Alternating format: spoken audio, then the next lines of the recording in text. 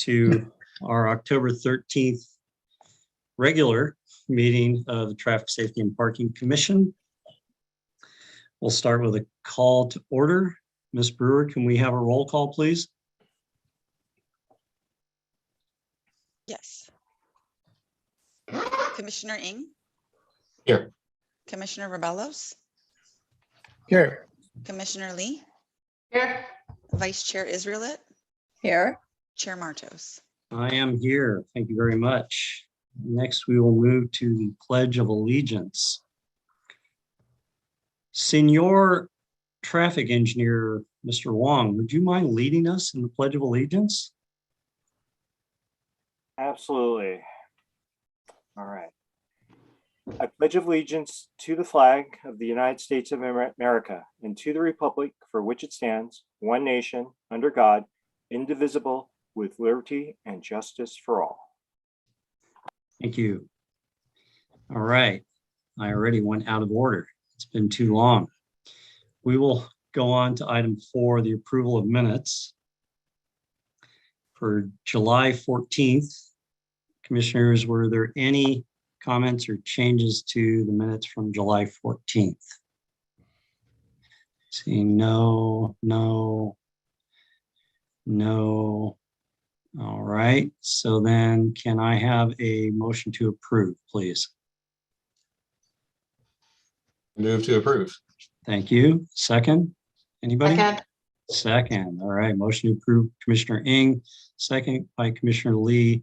Ms. Brewer, can we have a roll call vote, please? Yes. Commissioner Ng? Aye. Commissioner Rebellos? Aye. Commissioner Lee? Aye. Vice Chair Israelit? Aye. Chair Martos? Aye. All right, so we're going to move on to public comments. And let me bring up the participants. Ooh, my goodness, lots of participants. That's great. And let me go to attendees. Okay, lots of participants. So members of the public may speak on any item not on the agenda. Members of the public wishing to suggest an item for a future commission agenda may do so during this public comment period. The Ralph M. Brown Act, state local agency open meeting law, prohibits the commission from acting on any matter that is not on the agenda. Speakers will be limited to 3 minutes each. And the commission may extend the time limit, but we're gonna, with so many people in attendance, I think we're gonna stick to 3 minutes. Mr. Wong, did you have something that you wanted to add as we start public comment? Through the chair, yes. First off, for tonight's meeting, again, we're still on Zoom webinar format. So the ways for the public to participate, you can raise your hand and then we will call on you. And then as the chair said, provide 3 minutes. We'll also note something that's changed on the agenda slightly. For our discussion items, that hasn't changed, but for our informational items and commissioners' reports, just before we start any of those, there is, since they're informational items and not discussion items, there is the public comment period on anything regarding those at the beginning of those. So when we get to that, I'll let Chair Martos take that and he'll bring that up. If there's no comment, we just move on to the next item. So just wanted to make that. Oh, and then the other is way to, you can send an email to staff and then at PW comments at burlingame.org. And then we can read your email within the 3 minute period. So that is it. All right, I see one hand up to speak during this public comment section. So Jerome, you have the floor for 3 minutes.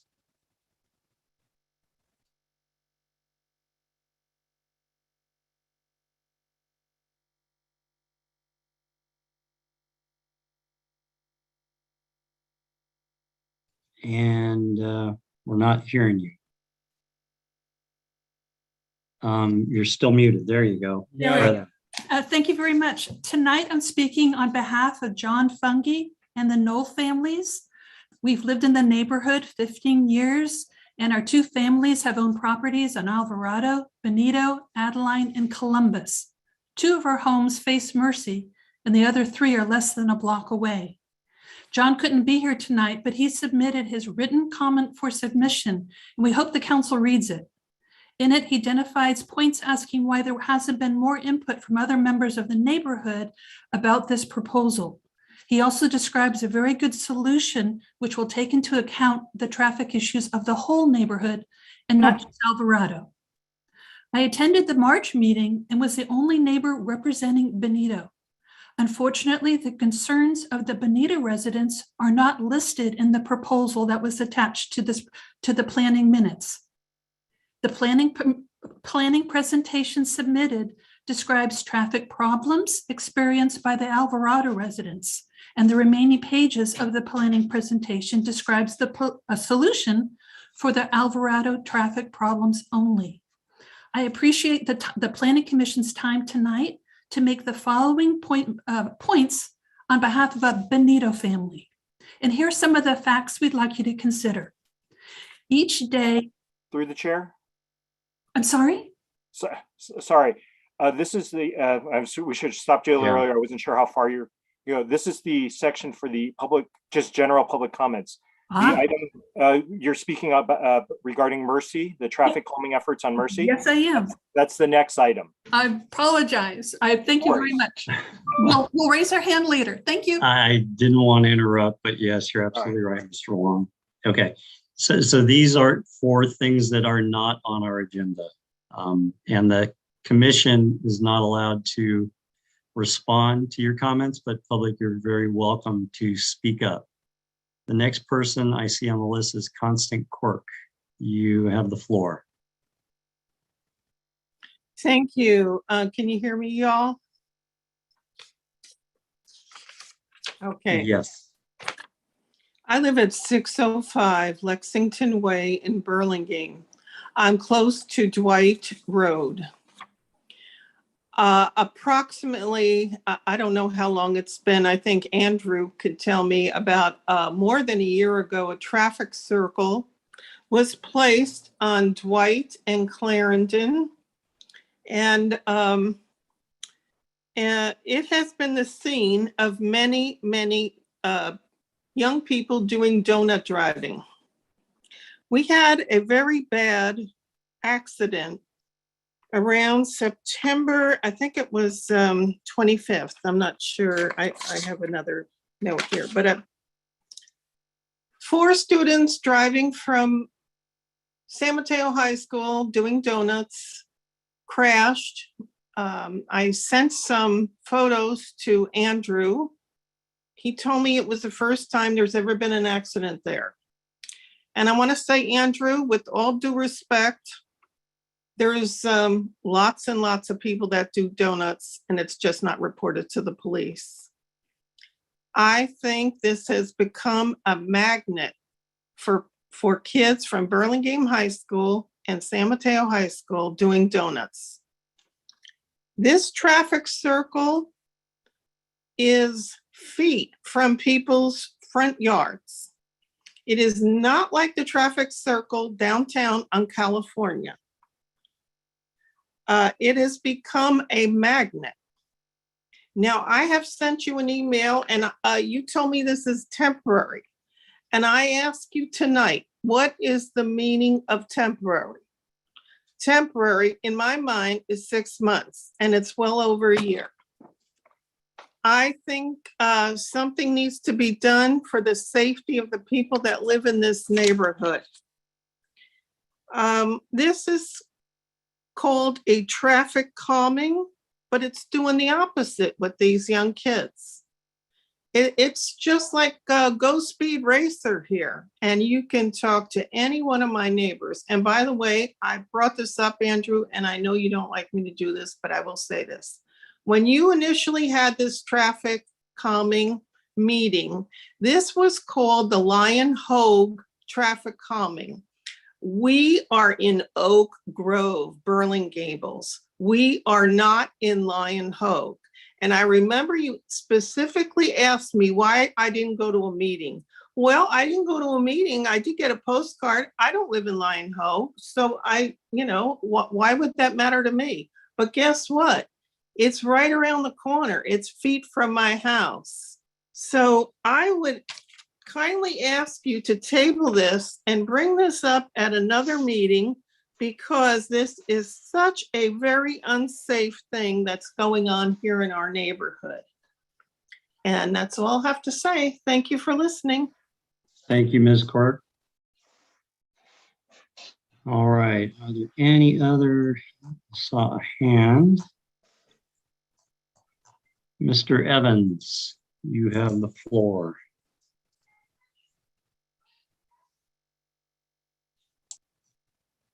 And unmute.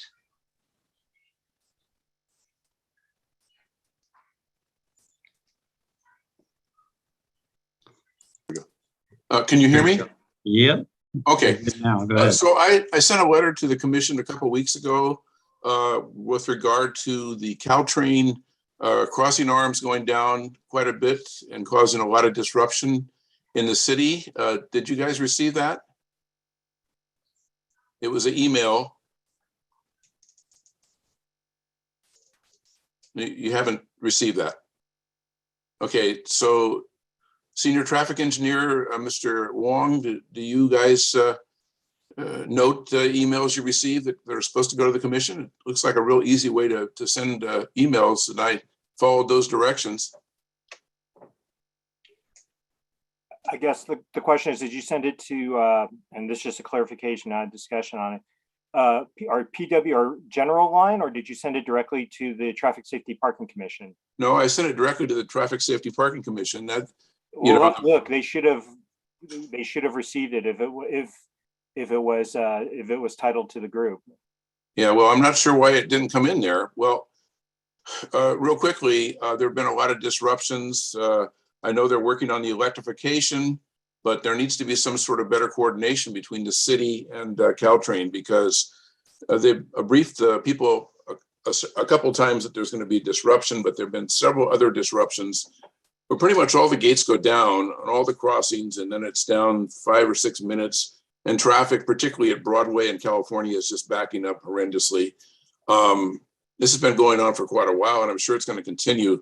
I'm thinking that, this is a big disruption to Burlingame.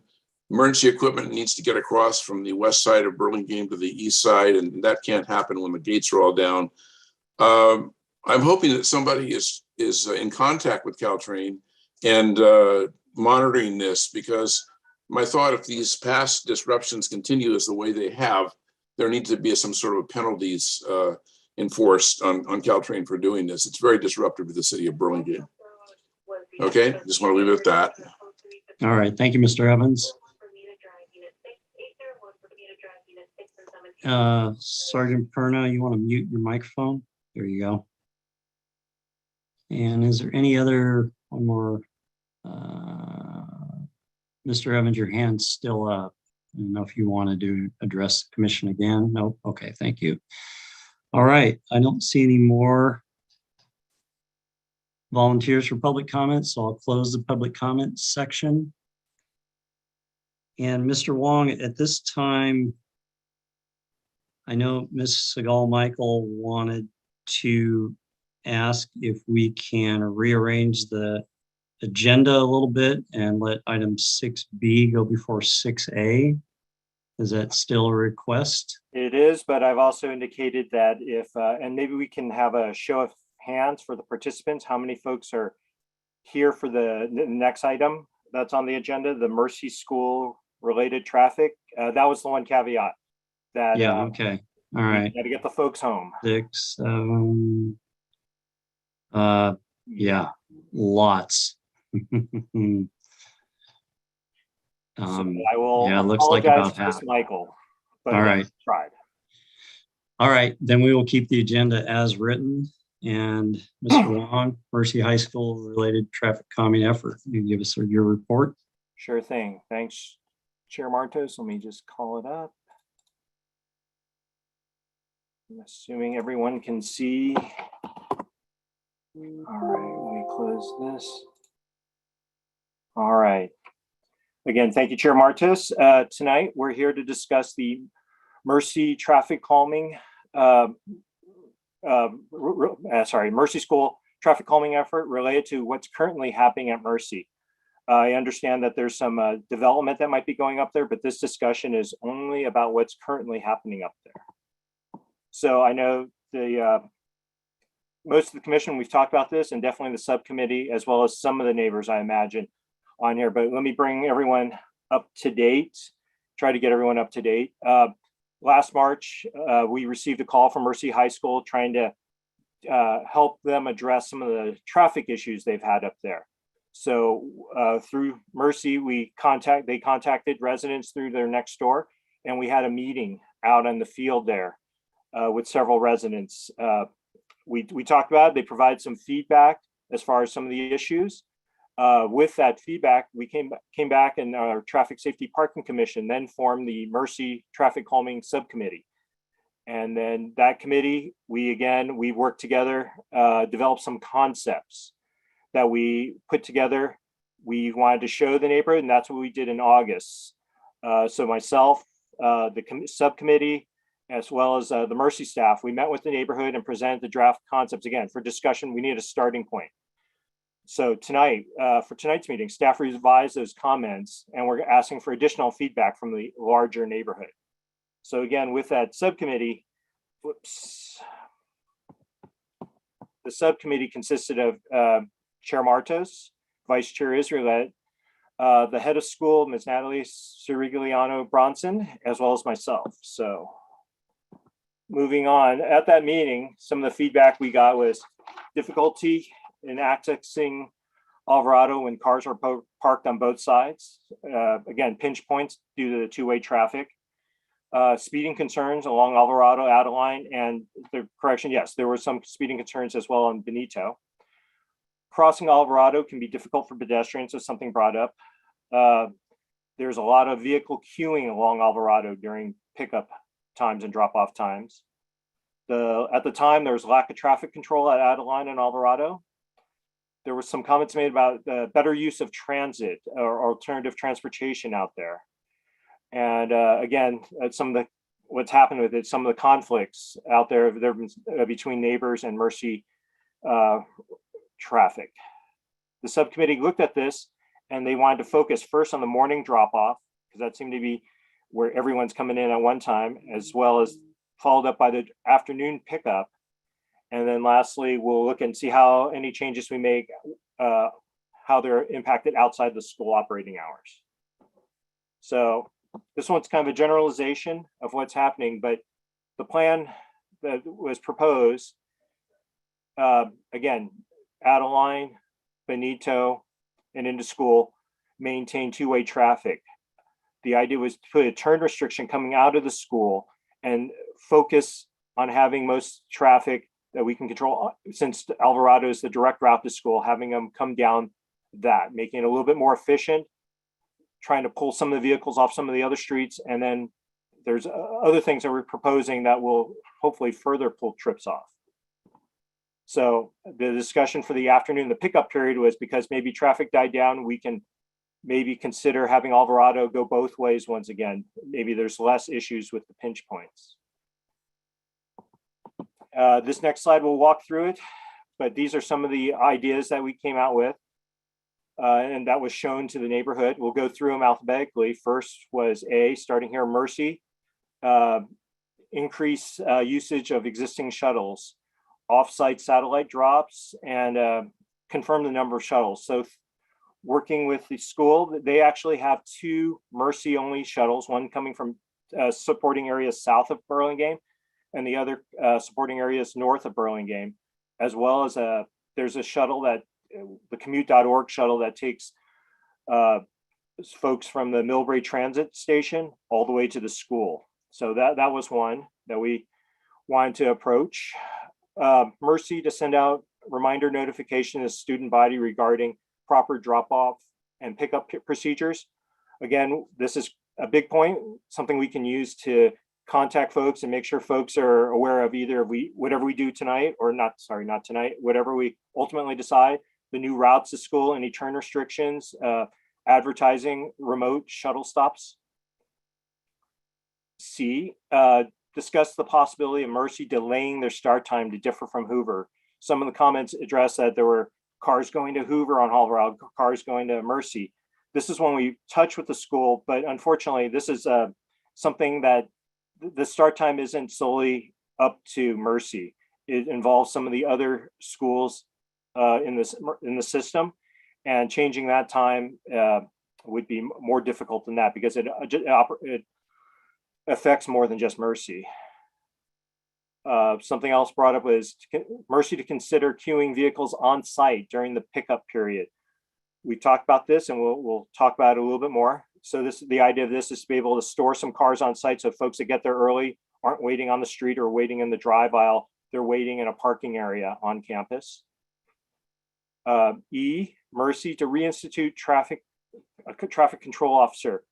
Per their conditions of approval for planning when they were working with the school, was that they needed to have a traffic control person out there. I think during the pandemic, that person, there was just no traffic into school. They didn't need them at the time, but that has been reinstituted. So that's something that's been addressed, but we wanted to bring it up previously. A couple of these, F and J, we're talking about speed cushions, installation of speed cushions on some of the streets. That's straightforward. G is consider time of day turn restrictions to reduce the amount of two-way traffic along Alvarado. I briefly touched on this. So as you're coming out here, the turn restriction, which will show you what it might look like, it is a right turn or a left turn out. No southbound traffic on Alvarado. Let's see, H we talked about. K, high visibility crosswalk. There's an existing crosswalk. Used to be an existing crosswalk here on Alvarado. Something we can do is highlight it once again with a pedestrian paddle, as well as a new crosswalk marking. We brought up the consideration of 15-mile-an-hour school speed limits along Alvarado. M is something we talked about as a hard center line. It's a vertical element. I'll show you. It's something we've just introduced over at on California and Truesdale near our police station. And folks were asking for enforcement along here at Alvarado and Hillside, saying vehicles are running this. It's something we can look at and get folks out there. However, PD's staff is limited and there's many schools, so it's something that they can only do on a periodic basis. Nothing, every Tuesday or something like that. Something that was discussed to help folks, satellite drop-offs. Maybe there's a space here along Hillside. So folks coming down Hillside, rather than enter the current queue that's here, would be able to turn, drop off here, and they're heading, can continue east into the downtown or try to hit 101, they can continue down Hillside. If those needed to return up to Skyline, they would be able to come here, drop off on Alvarado and come around through Hillside Circle and then make the turn up. So those are some of the ideas we kicked around. Some of the items, again, we talked about driver feedback sign. It's what we call the radar sign. The 15-mile-an-hour school speed limit sign. A flashing beacon, which I'll talk about a little bit more. Again, our rubberized speed cushions. These are ones that if you've been through the Lion Hogue area, they're out there, but these are also more importantly ones that our fire department is okay with us using. There's some considerations they have to have when they go through them. They are going through at full speed and they need to not get their heads knocked around, equipment jostled. So we've made this consideration. They've supported the use of these. 5 here is a pedestrian crosswalk, a high visibility crosswalk with the pedestrian paddle. 6 is our hardened center line. So I have a better photo of this later, but what happens is cars with this center line raised, cars no longer can kind of clip or cut this corner around. They have to go around, take a wider turn. So that tends to force folks to slow down. We talked about shuttles, and this is some of the existing restriction signs we have at some of the other schools. Your time of day, pick up or drop off and pick up periods, Monday through Friday, and indicating school days. So with that, I'm not going to go through all 17 of these comments, but in general, a lot of these comments after the initial meeting we had in August was, again, speed related. They wanted to know what we can do about reducing speeds, pedestrian safety. Hopefully, when we talk about the next revised proposal or concept, it'll address some of that. Again, alternative transit brought up, and then the traffic queuing. Just wanted to point out for tonight's meeting, and probably why we have more attendees than we usually do, our normal radius is a 500-foot radius for noticing for our meetings. For tonight's meeting, everything in red along Adeline, almost all the way up, is on there, and then as well as Alvarado and Benito. So our revised proposal is, we've got A. Again, Mercy to increase usage of the shuttles. Again, if we can have some additional stops along the way for both Mercy shuttles, and maybe we can work with commute.org to have another one for their shuttle, we can advertise that with our notifications to the student body. Working together, folks can know that there's other options, and maybe not. Again, we're trying to reduce trips into Mercy. I think that's the best goal that we have. We're not going to eliminate them all, but we've reduced them. Every little bit helps. So that was the goal of this. Here we have our turn restriction sign. We've got, again, not necessarily these hours, but it looks something like this: left out, right out during these times. So that sign would be somewhere here as vehicles are exiting. Let's see. Again, Mercy, we talked about Mercy putting on-site queuing. Again, that's something that can be advertised through their notifications. F, G, and H, they're just showing, these aren't the locations. Again, we're just letting folks know that that's the consideration of putting speed humps, speed cushions along Benito, Alvarado, as well as Adeline. Definitely more than these, but we'll make that determination. Usually in some of our other projects, it's probably been 2 per block, but we'll have to see where they're best fit here, because there's some windy streets and plenty of driveways. Next, the RFB to assist in having pedestrians crossing crossing Hillside here. And I'll have to make a clarification here, because Alvarado and Hillside's an always stop. And so usually it always stops. These rapid flashing beacons aren't recommended. So in lieu of that, we can do some other things like I discussed, a hardened center line, some of those pedestrian paddles to further enhance that intersection. And again, as I previously talked about, we have the satellite drop-offs for folks driving to school. Oh, I'm sorry, getting back to this one, the Mercy Traffic Control Officer, E.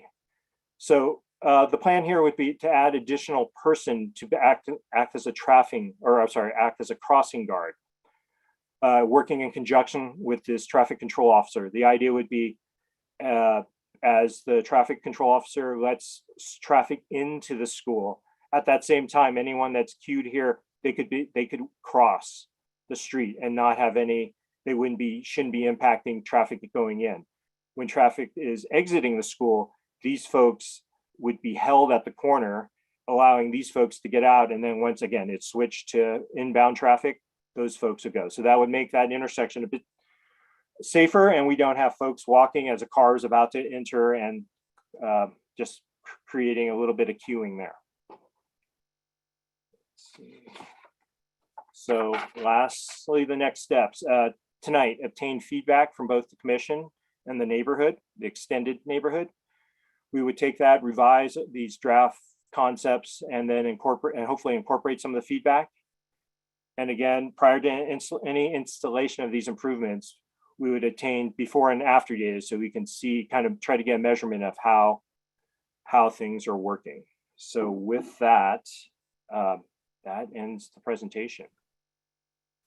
All right, thank you, Mr. Wong. So a lot to consider. We're not voting tonight. You're just looking for feedback from the public and the commission. And to be efficient here, what I'd like to do is allow the commissioners to ask questions, just questions right now. And then I'll open it up to the public for comments.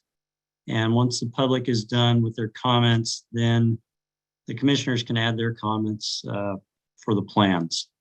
All right, so let's start with the commissioners, and please ask questions, Commissioner Rebellos. So Chair, I don't have any questions about this item, but at this point, I want to hear public comment first. I'm looking forward to hearing that. But what I did want to ask is it possible that we table item 6C to the next meeting, given the heft of our agenda tonight? Let's see how it rolls. Yeah, let's see how long this goes. Yeah.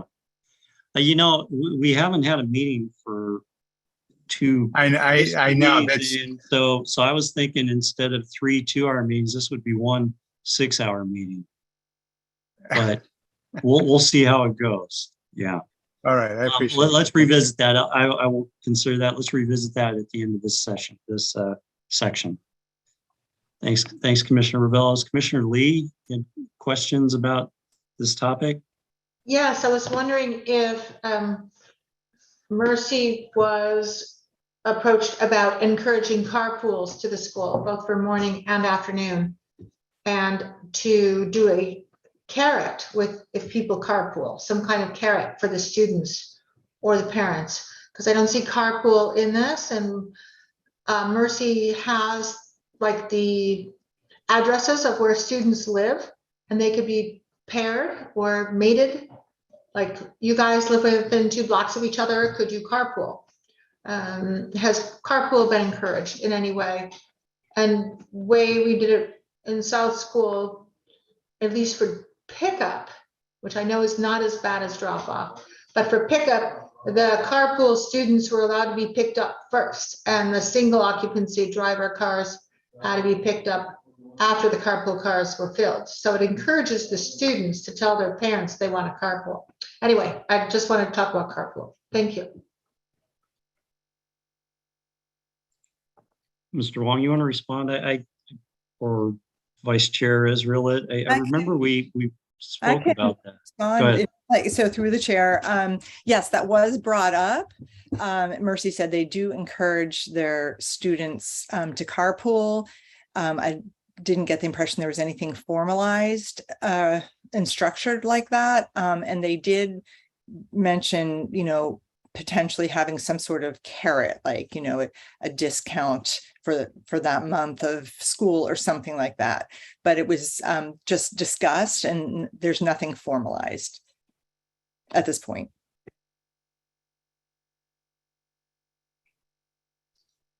All right, other questions from the commissioners? Commissioner Israel, Vice Chair Israel, go ahead.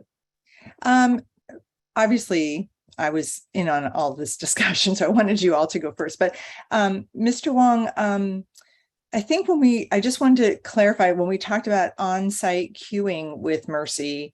We did discuss that, but we were told that the space limitations for queuing on the school property were limited because they are not allowed to queue in the Sisters of Mercy property, that the school property was separate.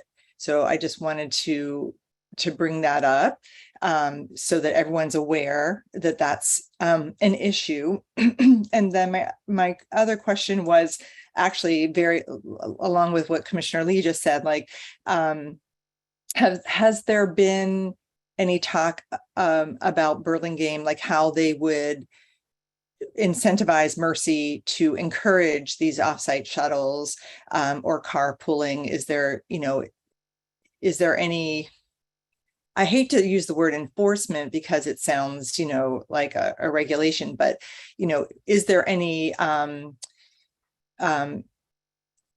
drawback that Mercy would suffer, for instance, if no one listened and no one decided to carpool? So I just wondered if we had talked about that. Through the chair, I don't believe there's anything such as that in their conditions of approval. Although, and again, the school came to us because they were trying to be a good neighbor and accommodating that. So I think that's why we're here tonight. We're trying to work everyone together. So that's something I hopefully that they could put a big enough carrot out there. I think that's what we're trying to do for something like that.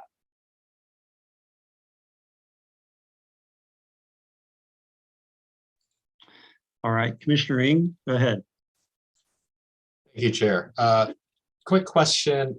Just I noticed as part of the plans that it looks very comprehensive, and obviously comparing with some of the other subcommittee projects that we're working on. Just curious on how is Mercy able to have Burlingame Police Department patrolling that area for enforcement? Through Chair, sorry, a clarification. I'll say this in my time. A lot of the schools request enforcement during certain times, right? And I know, and Sergeant Perna could speak of it. I know at the beginning of the year, definitely they make their rounds, and they do make their rounds to the school. The traffic officer at the corner here of Adeline and Alvarado is not a Burlingame police officer. Or I clarify that, and because it may have once been, but it's not an active police officer. That's someone that the school has hired to do the traffic control at that location. So hopefully that clarifies that. Yep. No, appreciate it. Thank you. Vice Chair Israeli, go ahead. Through the chair, just to further clarify that, and that person has special training as well. I mean, it's that, just so you know, the Mercy traffic control officer is not just like the gym teacher got stuck with duty to do this. It's somebody who had to have some kind of training, because I asked. Yeah. Thank you. Mr. Wong, I had a couple of questions. So the original concepts that we put out there are quite a few more than this proposal that you have in front of us. So is this a phased implementation? You're going to try these first and then make before and after measurements and see if there's an improvement, or would this be all that the project would consist of? Through the chair. And I think when I showed the other one, there were some that, again, a feedback sign's informational. We were trying to slow speeds down by informing the drivers, but we went directly to speed cushions, which actually have the physical will do it. So that's why some of them have dropped out. Yeah, we went all the way there, and so that was fine, but that just dropped out a couple of those items. Well, there's things like the hardened center line. I didn't see that unless I missed it.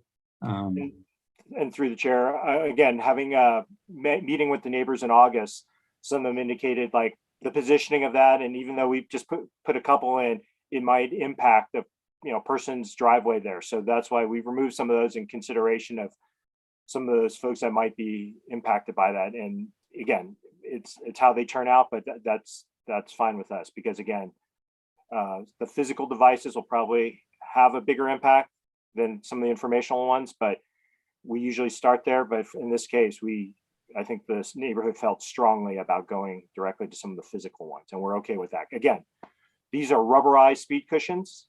They're not the asphalt ones. And then one of the benefits of those is if this, and I think I pointed out that August meeting, if this doesn't work out for whatever reason, those are easy to be pulled out.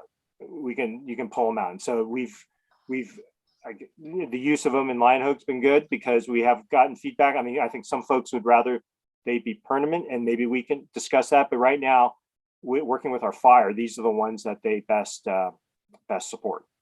Okay, so all the implementations that I see on page 5, that is the full project, unless more requests come from the public or the commission tonight. Is that correct?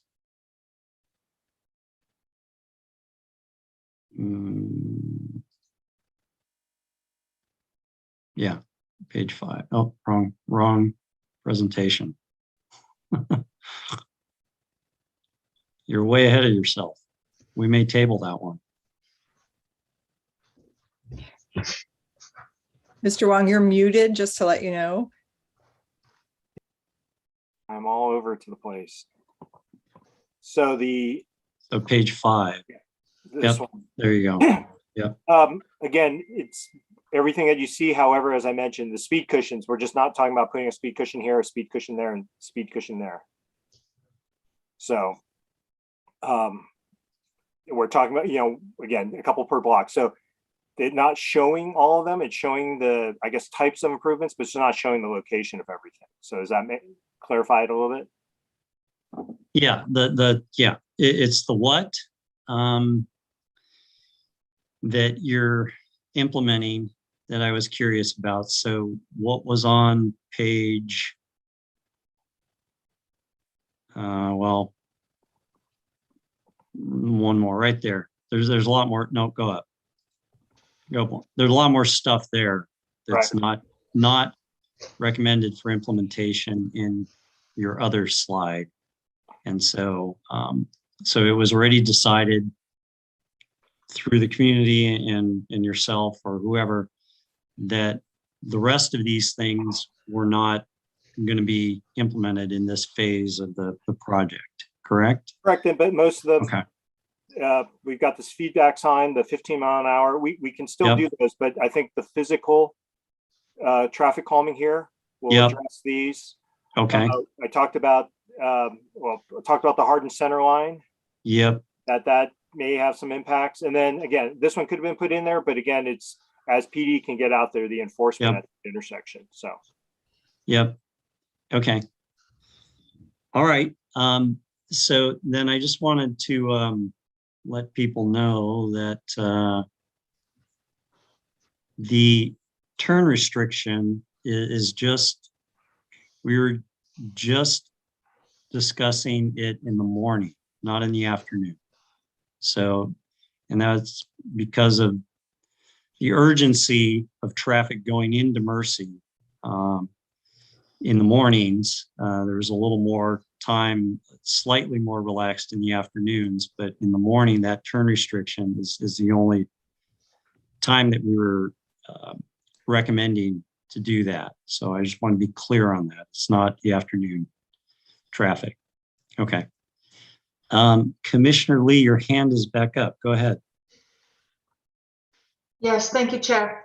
My question is, where is the 15 mile per hour currently going to be posted? And if it's only on Adeline, could we extend it like one block on Alvarado, one block on Benito, so that we have, I don't know, 0.2 of a mile radius around the school with the 15 mile per hour on school days when children are present? Like, could we expand it, not just have it that one little tiny bit at the front of the school, but Alvarado, Hillside, whatever's around there, like a block in each direction. Thank you. And it's something we can consider, but again, I'm sorry, through the chair, it's something we can consider, but we also talked about, we're putting the physical devices in. I mean, if again, the neighborhood supports that, we can try to install some of those, but again, we still have limitations per the vehicle code on how far from a school those signs can be placed. And I know we're definitely pushing it with what we are now because Mercy's so set so far back, but we can consider that. Commissioner Rebelos, go ahead. Sorry, it took me a minute here. So I have a few questions. One is, the first one is, what's the capacity of Mercy, student capacity? Do we know?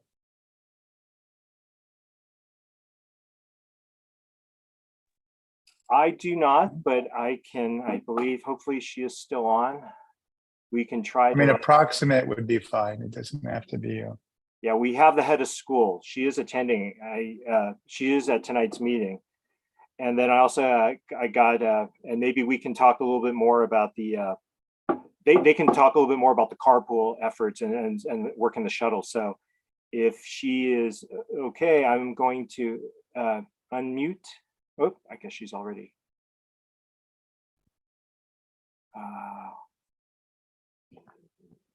There she is. Hi, thank you so much. Hi, my name is Natalie. I'm the head of school of Mercy High School. And like Andrew said, we really reached out because we care about our relationship with the neighbors, and we know some neighbors had some concerns, and so we really want to partner together. Our conditional use permit allows us to have 540 students. Currently, we have 375.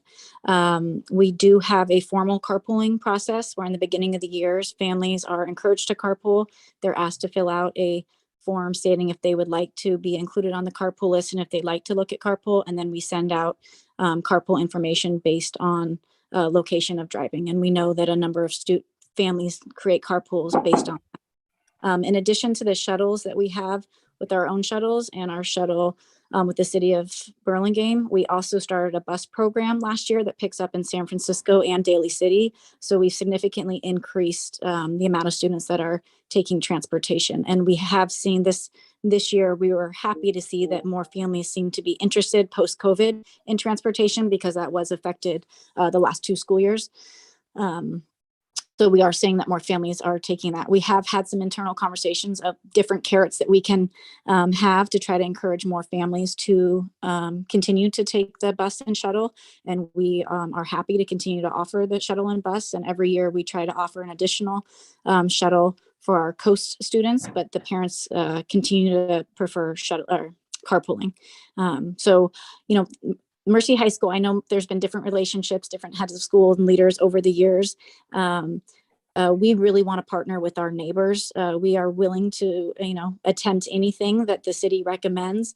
The only concern I would state as the head of school that I would have is any exit out of Mercy that goes up right to Adeline. As somebody that grew up in Burlingame and went to Mercy High School, I feel strongly that's one of our most dangerous streets in Burlingame. And so I think, that would be the only voice I bring up to any recommendations if it came to trying to limit exiting outside of Mercy to the right.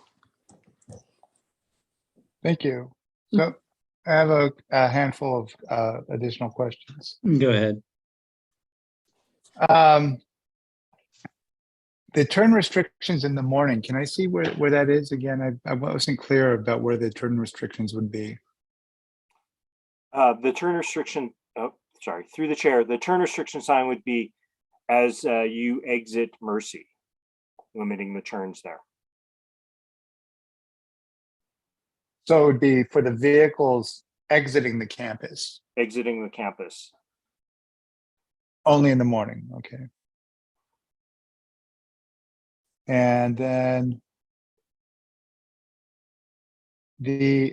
so is the pickup and drop off area, is it all inside the campus or is it occurring outside of the campus?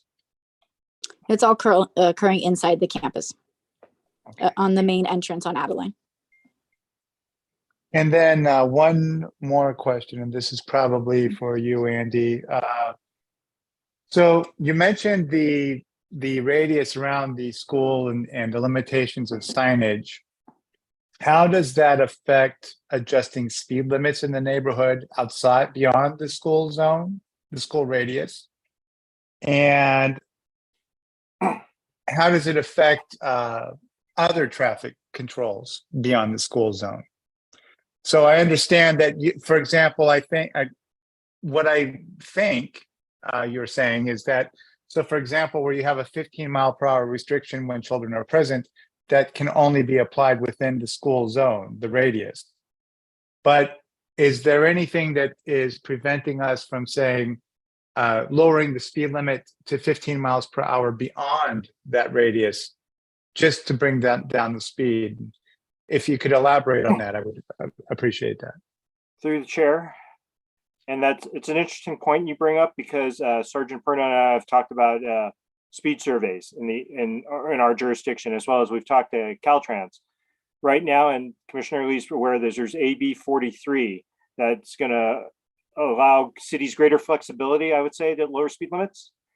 And that's currently hasn't been signed. So a lot of agencies now are waiting to do their speed surveys, and some are until that's signed to go through it. So I would say right now that's not possible, but in the very near future, the city, we may have the ability to do that, and be justified through the vehicle code. So does that answer the question or clarify that for you?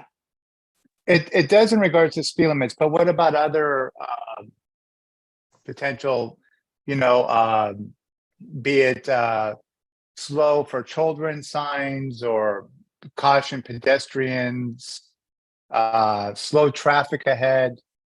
And I'm just throwing things out there. I'm just trying to picture it in my head. What's possible, what's not possible, and why. So the speed limits, if you notice, they're black and white signs. So those are regulatory. So there's a little bit more to those. The black on yellow signs that you're suggesting are advisory signs, and there's more flexibility in those. So yeah, they're different. We could put those in, provide that we have some justification. We're just not, and I'm sure the neighbors would appreciate on some of those, that we're not popping signs up everywhere because, again, the road noise, but more importantly, yeah, if it doesn't get the message across because there's too many signs, that's something we have to consider. Right, and you wouldn't want to have a mix of confusing messages and just ongoing. Yeah, I understand that. So I just wanted to get wrap my head around just get a picture of it. Oh, and one final question: what are the windows of pickup and drop off of students? The time windows. So our school opens, the gates are open at 7 a.m. Most students start arriving. We have office hours 8 to 8:30. The school day starts at 8:30. And so I would say 7:30 to 8:30 is when most families are arriving, with the peak probably 8:15 to 8:30. But a lot of families have started to drop their kids off for the office hours earlier. So I think it's starting to space out more than it was the first month of school. Thank you. And what about the pickup? When Yeah, they pick them pickup is up at the end of the day? 2:40 p.m. That's when our day ends. We have families coming as early as 1:45. And so we do stack them in 3 different lines inside, using all of our space to do the queue lines that have been suggested. And so again, I think it's that the peak time is about 2:30 to 2:45, 2:50. Okay, thank you. That's all I have. All right. Seeing no further questions, I will go to the public for public comment. The first person I see is Mr. Bryant. Go ahead. You have the floor for 3 minutes. Hey, thanks, everybody. I just want to recognize that obviously as commissioners, you guys are all members of the community, and I'm sure this is taking you away from other obligations, and it's a lot of work. It's important. And obviously, Mr. Wong, thank you for the work you've put in on this. It's clear to us on our street. I live in Alvarado that you guys are taking this seriously. So, after years of dealing with this, it's nice to see there's some progress. Look, I think the core thing to highlight to everybody keep in mind is like this school, if you were de novo permitting this school today, there's just no way you would put a 540 student school in the middle of this neighborhood. That school was begun in 1931 when people were driving Model Ts, and the majority of students probably lived in the neighborhood and walked. And I think over the years, what's happened is the majority of schools, I don't know the exact number, Natalie probably knows it, just don't live in the community. And if you live in this neighborhood and you drive on these streets, you drive in a respectful manner because these are your neighbors. These are the kids you drive safe, you yield way, and that leads to a much safer environment. But now we have hundreds of people coming in every day on these streets that are not designed for it, speeding, driving like mad, because it's not their neighborhood. They're coming off 280, they're in a rush, and I think the big thing I'm concerned about as a resident and as a parent, I have 2 little kids, is in Alvarado, there's 17 little children that live on the street. And the driving out here is just crazy. It's just bonkers. It's fast. It's reckless. It's dangerous. Parents getting shouting matches with residents here on a pretty regular basis.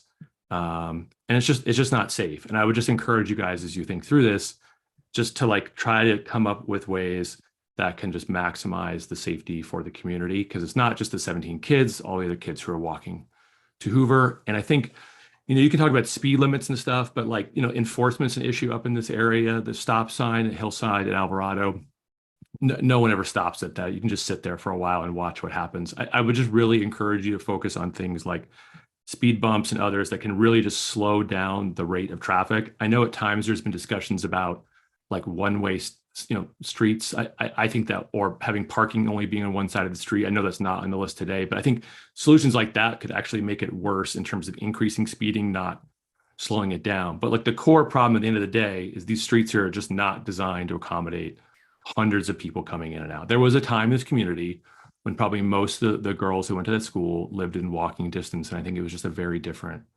equation. So, and as a resident, I just, things like one-way timing and stuff like that kind of shifts the burden on to us as a residents. And that just feels fundamentally unfair. We have to live with this. I think we have to live with the school and live in some level of peace. And I have respect for Natalie and the people who run the school, and they're trying to do the best job they can. But our primary concern here is on safety and how people outside our community drive, and there's little kids.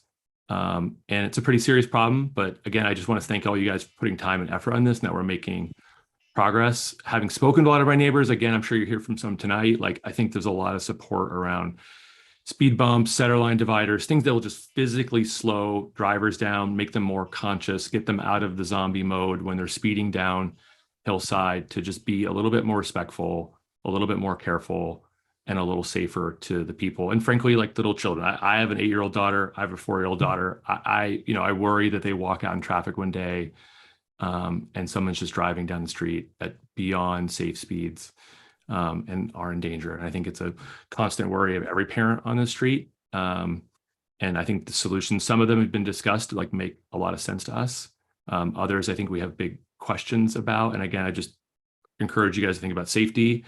Think about, like, as a resident, why certain burdens should be shifted onto us, who are the ones who are living with us, as opposed to the school. I think if you were permitting the school de novo today, I think the discussion would be more about off-site shuttling in if you wanted to live in this environment. But we got to live with the school as it is and come up with something that works for the school and works for the community. The pickup drop-off thing, by the way, just living here, in my experience, there's just really no difference on that. Maybe it's a little bit more concentrated on drop-off, but the afternoons, it just kind of gets crazy on our street as it is. I won't take any more time. Again, thank everybody for the work you're doing. I know you guys have day jobs, other commitments. You don't need to be here doing this for the community, but somebody does. And just thanks to all of you for doing the work, because I think actually if you get the solutions right, it could materially increase safety, up on our street. And it's an issue that we acutely live with, but I want to thank you all for paying attention to this. The residents in the street have been trying to get focused on this for years and just haven't, known how. So it's just great to be talking about it. All right. Thank you, Mr. Bryant. Appreciate that feedback. Let's see. Next person on the list, John.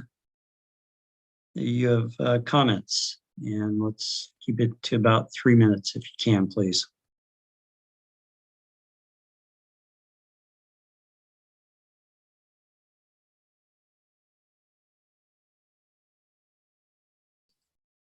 You'll have to come off mute.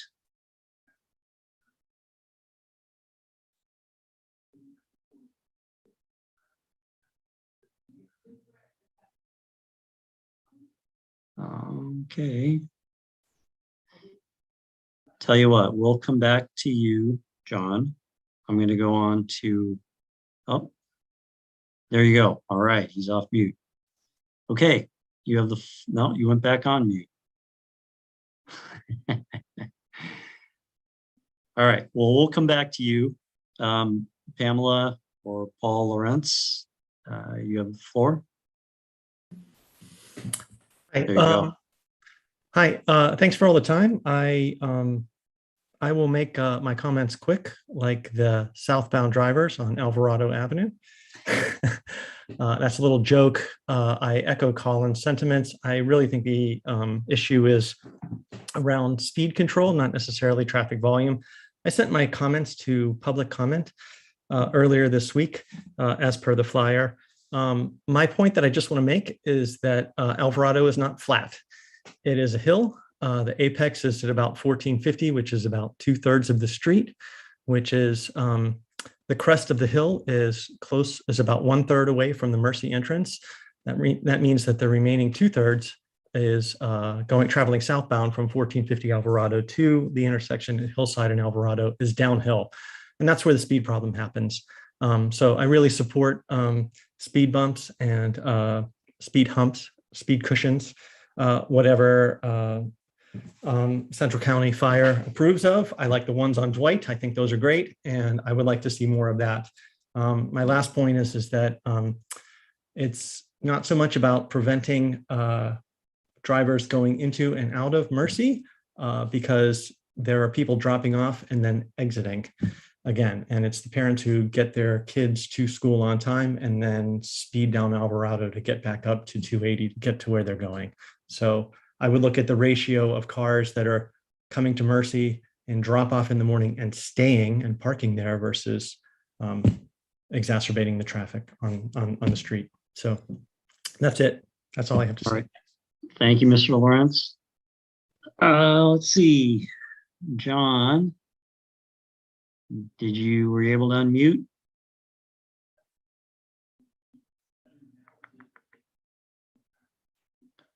Not yet. Oh, All right. you're gonna call in? Just passed me. Huh? There you go. All right. You are unmuted. Yeah, I You have the live floor. on, I live on Adeline Drive, and I've been living here for 50 years, and I have had no trouble with Mercy. I just want to say that, yes, there's traffic. Yes, I have been inconvenienced, but it's just part of living here, and I've never really had a problem. So that's my personal opinion, and that's really all I have to say. All right. We appreciate that. Ms. Gevertz, you're next. Hi, can you hear me? Hi, thank you. I've been a resident on Alvarado for 30 years, and I have my kids were born here, raised here, have grown up, and I appreciate my neighbors bringing attention to these issues. I thought it was just me trying to back out of my driveway every morning, trying to get them to school. I have had, some run-ins with some Mercy parents, which I'm not happy about, but I'm really happy to see that something's being done about this. We've also had several of our car mirrors taken out on the street along the way. So I am in favor of the speed bumps. I think that's a smart choice. I am in favor of drop-offs and pickups being done on Hillside, which makes perfect sense to me because there's no reason for these parents to have to sit in line up and down Alvarado, dropping and picking off, their kids, when I think it might be much easier for them to just do it on Hillside on, their direction. It's a much wider boulevard. I agree with what was said before with Adeline. It's also a narrow street. And I am not in favor of one-way instructions on Alvarado. It just will be a burden to the residents there, and I don't think that's fair. As well, I think we need to think about what's going on in the street during the day, which is PG&E trucks, there's tree trimming trucks, there's Comcast trucks, there's gardeners coming in and out, and I think that having to change the direction not only for the residents but also for the people that service the homes along this street would create more disruption. So I appreciate your time, and I hope that we can come to some kind of positive conclusion with this. Thank you. And thank you. Just to be clear, the one way on Alvarado is just for 30 minutes or 45 minutes in the morning. It's not all day long. So just to be clear on that. Through the chair. Yep. I was going to wait to comment on this one, but it's come up a couple times. The parking restrictions we have at other schools, if you're in the neighborhood and you're trying to leave at that point, typically folks haven't been cited, right? That's been kind of an arrangement. The school has an understanding that those folks will leave. If you're trying to enter the area outside of during the restriction from outside, you're coming home, say, that may be an impact. But if you're leaving, it's not meant to penalize. And the experience that we've found is not a lot of people are necessarily leaving at that time at the other schools. And so it hasn't been too much of an issue, but that's something, it's the restrictions not to be something punitive to impact the neighborhood. It's just trying to sort out the outside vehicles, so to speak. So I'd clarify that. Yeah, thank you, Mr. Wong. Let's see, next on the list, Jerome.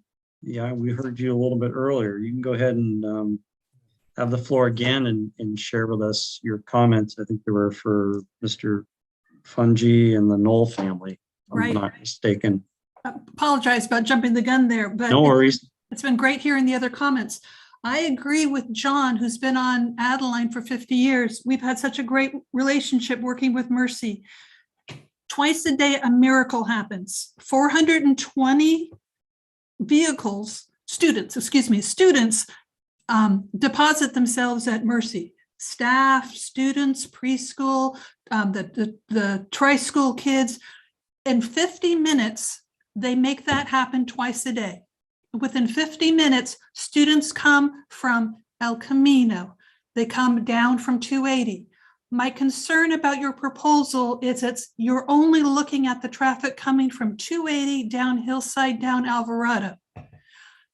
At Benito and Adeline, there are 40 cars each morning coming up from Adeline, Hale, Benito. They're coming up from El Camino.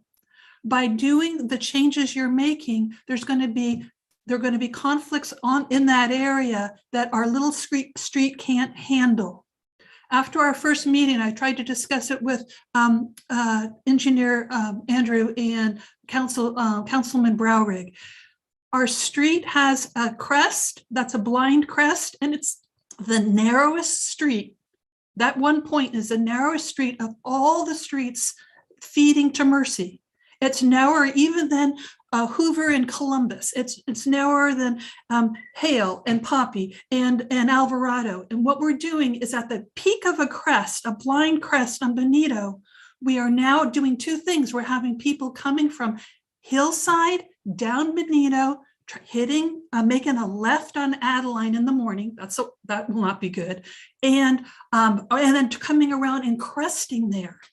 It's a very narrow spot. In addition, the crosswalk to Benito and Adeline is also narrow, so that the fire department has asked our family not to park our cars near that intersection. If there's one car in that intersection, Benito and Adeline, anything larger than a UPS truck cannot make the turn. In addition, in the morning, we've got 40 cars that are coming up, Hale, Poppy, Adeline, they're coming up and hitting Mercy. Why? Because it has that right turn and they get in fast. You talk to staff, you talk to tri-school, you talk to the experienced people, they know how to do it, and Benito is the way to get into school. My concern for you is that you're only going to cause more problems for the people in Alvarado if you make more congestion on Benito. In the afternoon, again, I know Principal Lynn does her best, but Benito is the hotspot for the alternative parent pickup. We have about 20 cars a day on Adeline and Benito rotating through. It's never been a problem. 15 years, I've never had to go to Mercy and make a complaint. It happens quickly, and it's part of the Mercy miracle. We as a neighborhood work together to make people come in and out of Mercy as fast as possible. If you talk to our neighbors on Hoover, same thing happens. The Ubers now are in the neighborhood picking up the girls. Girls don't want to take mass transit because of COVID. While we haven't brought it up to Principal Lynn, because I know she'd be on top of it, getting people in and out in that 50-minute period is important. By shifting the traffic only onto Benito, you're causing a problem. And I don't think you've looked at the numbers. I think you've been listening to our friends on Alvarado, and I understand what they've been going through, but what's going on Adeline, what's going on in Hale, same kinds of problems. That right now the neighborhood is saying we don't know how to get our message out.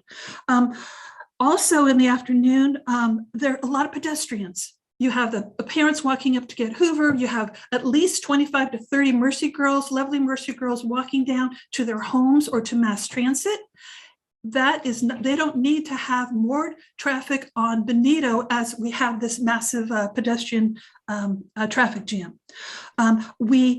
Please wrap it up. I got a notification that I don't know why we don't have an audible alarm, but I can have to ask you to wrap it up a little bit, please. Oh, okay. So person on Benito needs to wrap it up. Okay. So while we appreciate your suggestions. While we appreciate what you're trying to do, shifting the traffic onto Pinedo hasn't been thought out. You're going to cause more problems for our Mercy girls, and we don't want that to happen.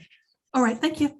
You're welcome. Thank you very much. Ms. Brewer, yeah, I do not hear your audible alarm at all. So Can you hear me you now? can come, I can hear you. Yeah, you can come off mute and say 3 minutes. Okay, I'll do that.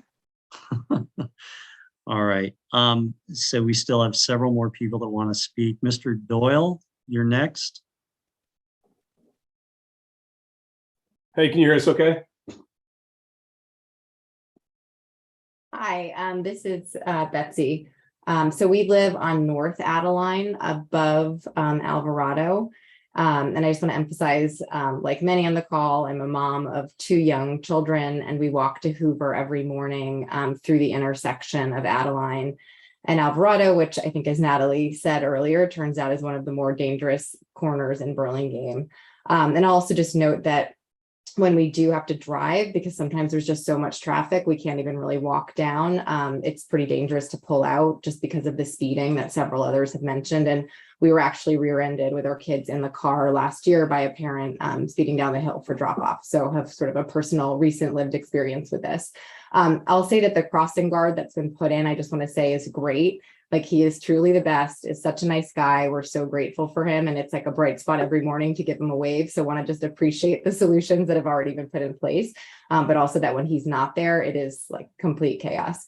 And so just a couple of quick things about the solutions that have been proposed, in addition to supporting the crossing guard idea. So I think the biggest concern we have is just about this forced right turn up or down on Adeline. As a couple of other folks have already mentioned, it's a really, really tight right turn. I think in the last year or so, there's been at least 2 accidents. I'm sure you could check with Burlingame PD, but there's been a couple of accidents on that corner, just even not during school hours. It's a really narrow and inclined turn. And so, forcing 2 times the traffic up that hill when cars are also coming down it just seems really tough to us right now. So I think that's it. I think we're really in support of the other solutions that others have talked about with the speed bumps, and would just ask, I think, as both the committee and some others have mentioned, not just doing those interventions on Alvarado, but considering the speed signs and the safety bumps on some of the other streets coming to and from, I think would help with the speed issues throughout the whole area. So thank you all for all the work you're doing. Yeah. Really appreciate it. And looking forward to Thank you so much. And hi, John. Hey, hi. Me or the other John that was on The other John behind you too. Thank you All so right, much. very good. Thank you for your comments. We appreciate it. Okay, next on the list, G. Pretrop.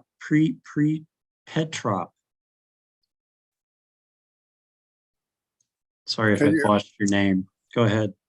Okay, I assume you can hear me. Yes, we can hear you. Go ahead. Okay, thank you. Thank you for the opportunity. I also live on Adeline. I want to just clarify a couple of things. I appreciate Natalie's comment and the previous person's comment about the difficulty of that right turn on the Adeline. My understanding is Natalie's comment suggested that would not be allowed during exit from the campus during those hours. Is that correct?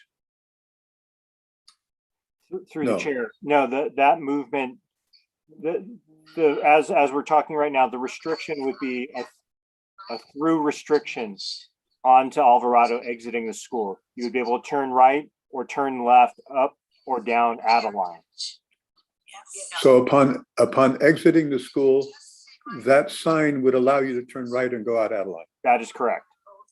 Okay, all right. I understand, because of the concern that was expressed by both Natalie and others, that the traffic issues on Adeline, the danger of it, which I live on Adeline about halfway up the hill, that was going to be restricted, but I would suggest you strongly reconsider that.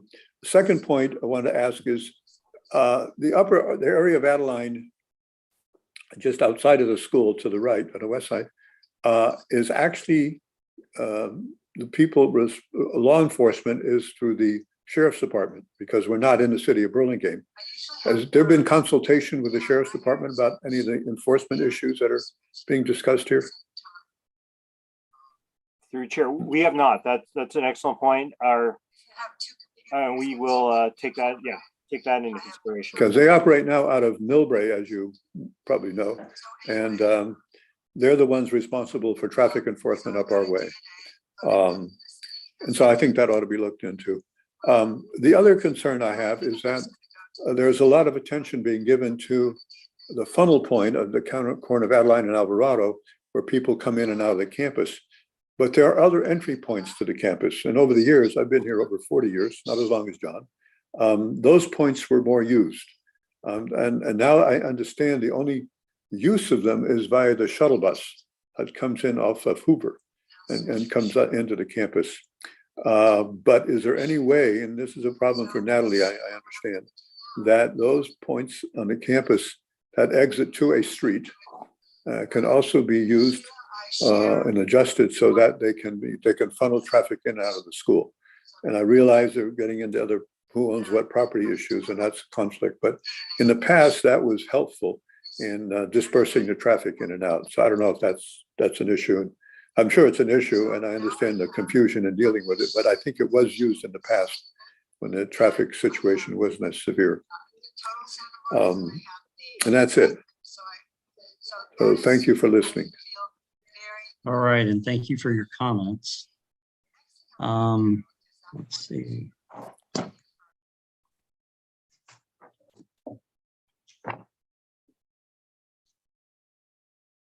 Mr. Doyle already spoke.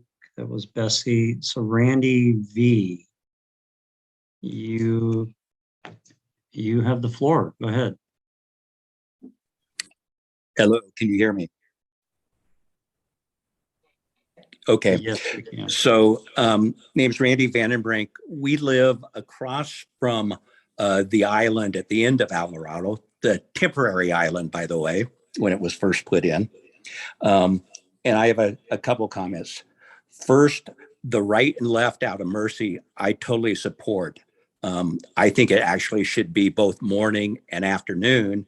In fact, I would not oppose it being all the time, because when there are major events at Mercy, it's also an issue on Alvarado. And there's nothing more fun than watching two buses going opposite directions after one of those being on Alvarado. So that I fully support. As far as the left turn funneling traffic onto Benito, I think you'll find that if that goes in, that traffic will find an equalizing effect across the various roads going out, not just going on Benito. I think they'll find the natural least path of resistance for their area. The speed bumps, I totally support. And in fact, I would encourage one almost at the island end of Alvarado, because people come up hillside, take a right, and if they're going down Alvarado, they're going 40 or 50 miles an hour by the time they hit the island. So there definitely needs to be calming there.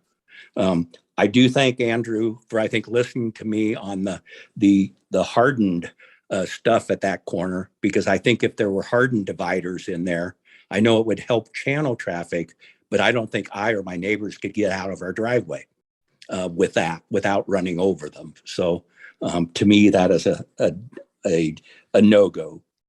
The last item on the satellite drop-offs, I strongly encourage those. In fact, when we first moved in, and for about 10 or 15 years after that, a lot of the Mercy people walked down Alvarado and were picked up on Hillside. And that has decreased, I think, in proportion to the number of out-of-town people that attend Mercy.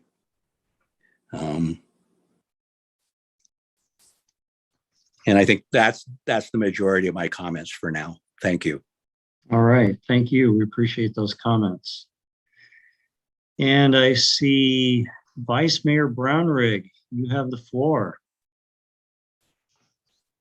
Thank you, Mr. Chair, and thanks to my colleagues on the Traffic Safety and Parking Commission.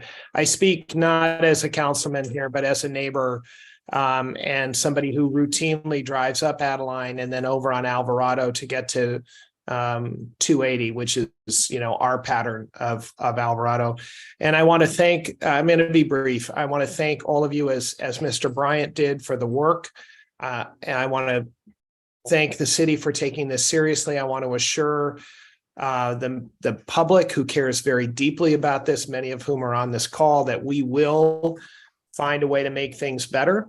I think, you know, it's obvious that it's not always easy to solve everything for everyone. As I listen to this particular conundrum, you know, it does strike me that there is both where the traffic moves and how fast it moves. And you guys are the experts, but what I feel I've heard is a real consensus around slowing people down and maybe a little less consensus about how to direct them. And I, for one, would be in favor of slowing people down in a hurry.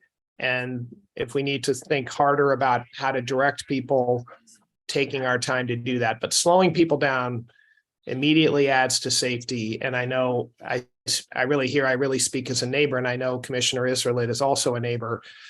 Slowing people down will help, and it will be appreciated by everybody in the neighborhood. So thank you all for that. Thanks to Head of Mercy for being here and for really truly reaching out. At the end of the day, the more we can keep the kids coming on shuttles and buses or to remote meeting places, as the prior speaker talked about, the better we all are. And I'll just say now, as a member of City Council, anything the city can do to encourage, to help Mercy get to that place and make it easier for the young women to get on to some sort of mass transit of some sort, we will absolutely help do. So thank you all very much, and I'll leave it there. All right. Thank you very much for your comments. As everybody who wanted to speak had a chance to speak. I see no more hands. So I'm going to close public comments and Through the chair? yes. I have a few emails to read. Yes, we have emails. Okay, go ahead. Okay, so the first email is from a Kathy Heap. As a longtime resident in Burlingame and on Benito Avenue, I highly recommend that Mercy traffic not be directed down Benito. There are several blind spots and its visibility is limited. I have seen too many near accidents over the years. I highly recommend that Mercy use its inner lanes and exit at the bottom gate that comes onto Adeline. This is the most direct and clear path if heading eastward or south. The next email is from Paul Lawrence, but he spoke, so I'm going to skip that comment or that email.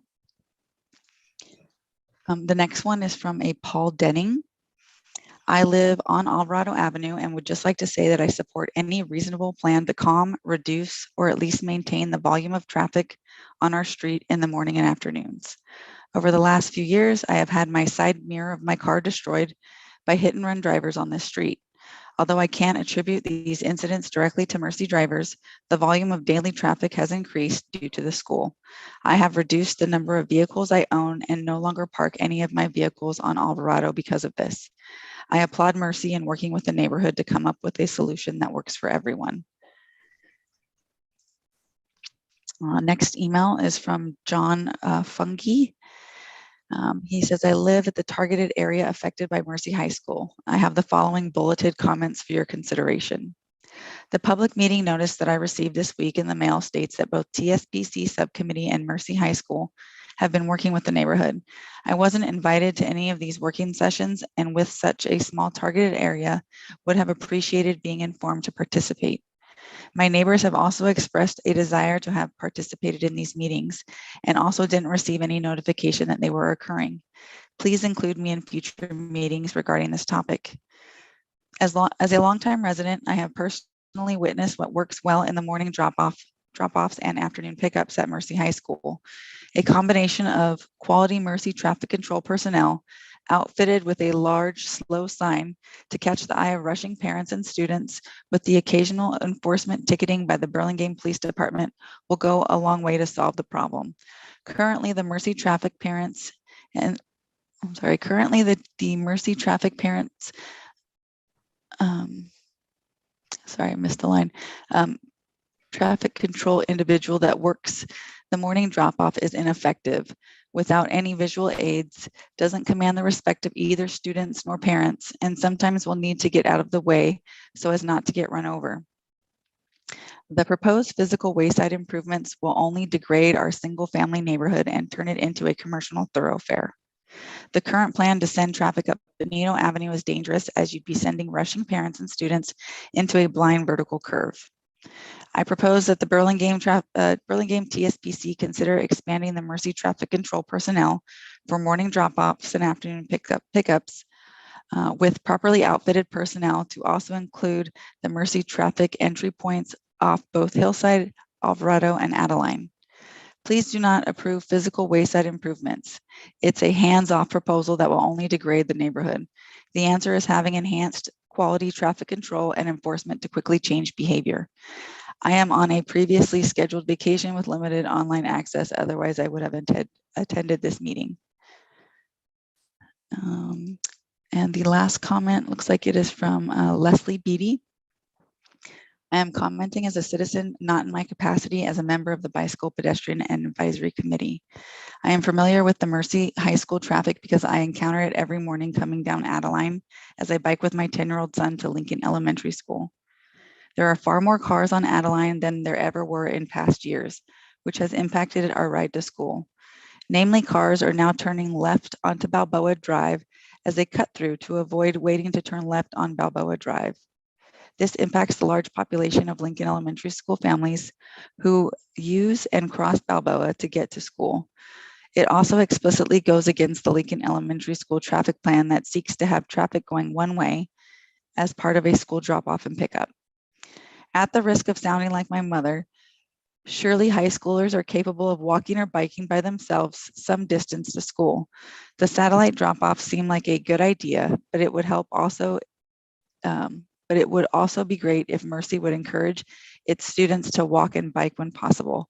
If the amount of car trips isn't reduced, it doesn't seem like much else will help. And that's what I have. Thank you. All right, thank you, Ms. Brewer. Okay, so we're going to move on to commissioners' comments. And public comment is closed. So I'm sorry, I'm not going to take any more public comment. Commissioner Rebellos, you have comments. Go ahead. Yeah, so, I mean, first of all, I'm somewhat saddened to hear that this is a school and we have so many parents behaving badly. You would hope that they would set an example and be more mindful of their behavior. And it's disturbing to hear that the designated person to control the traffic there has to sometimes duck out of the way, and that there's cars being hit. It's really upsetting. But my personal commentary aside, and addressing the issues, I can't help but notice that so I was looking at maps while we were listening to the comments from the public, and I noticed that at the top at Skyline and Truesdale, off of the 280, a lot of people said that there's a lot of cars coming from 280. Well, at the top of the hill there's a very wide shoulder where it's very possible to maybe have a shuttle stop where parents could drop their children off without having to zoom through Burlingame and get back on the 280. So they could get off the 280, drop their children off, get back on the 280 without zooming through the city streets. And if the school could have a shuttle to bring those children down the hill, that would be an interesting idea. And then on the other end, at Adeline and El Camino, there's Highway Road, which runs parallel to El Camino. It's a little side street there at the foot of Adeline, just across El Camino. And there's room for a shuttle, but even more interesting, there are two Samtrans bus stops right there at Adeline and El Camino. So again, we're talking about high school children and we're talking about setting an example for children. And so I would just urge a lot of people to think about that. There's public transit, there's a potential for shuttles and a potential for setting an example, but also just addressing the situation at hand and accepting reality for what it is. I'm really kind of, I don't know. The public comment is interesting. It seems like most everyone is supportive of the school. The student population at the school is not, it's actually lower than I anticipated.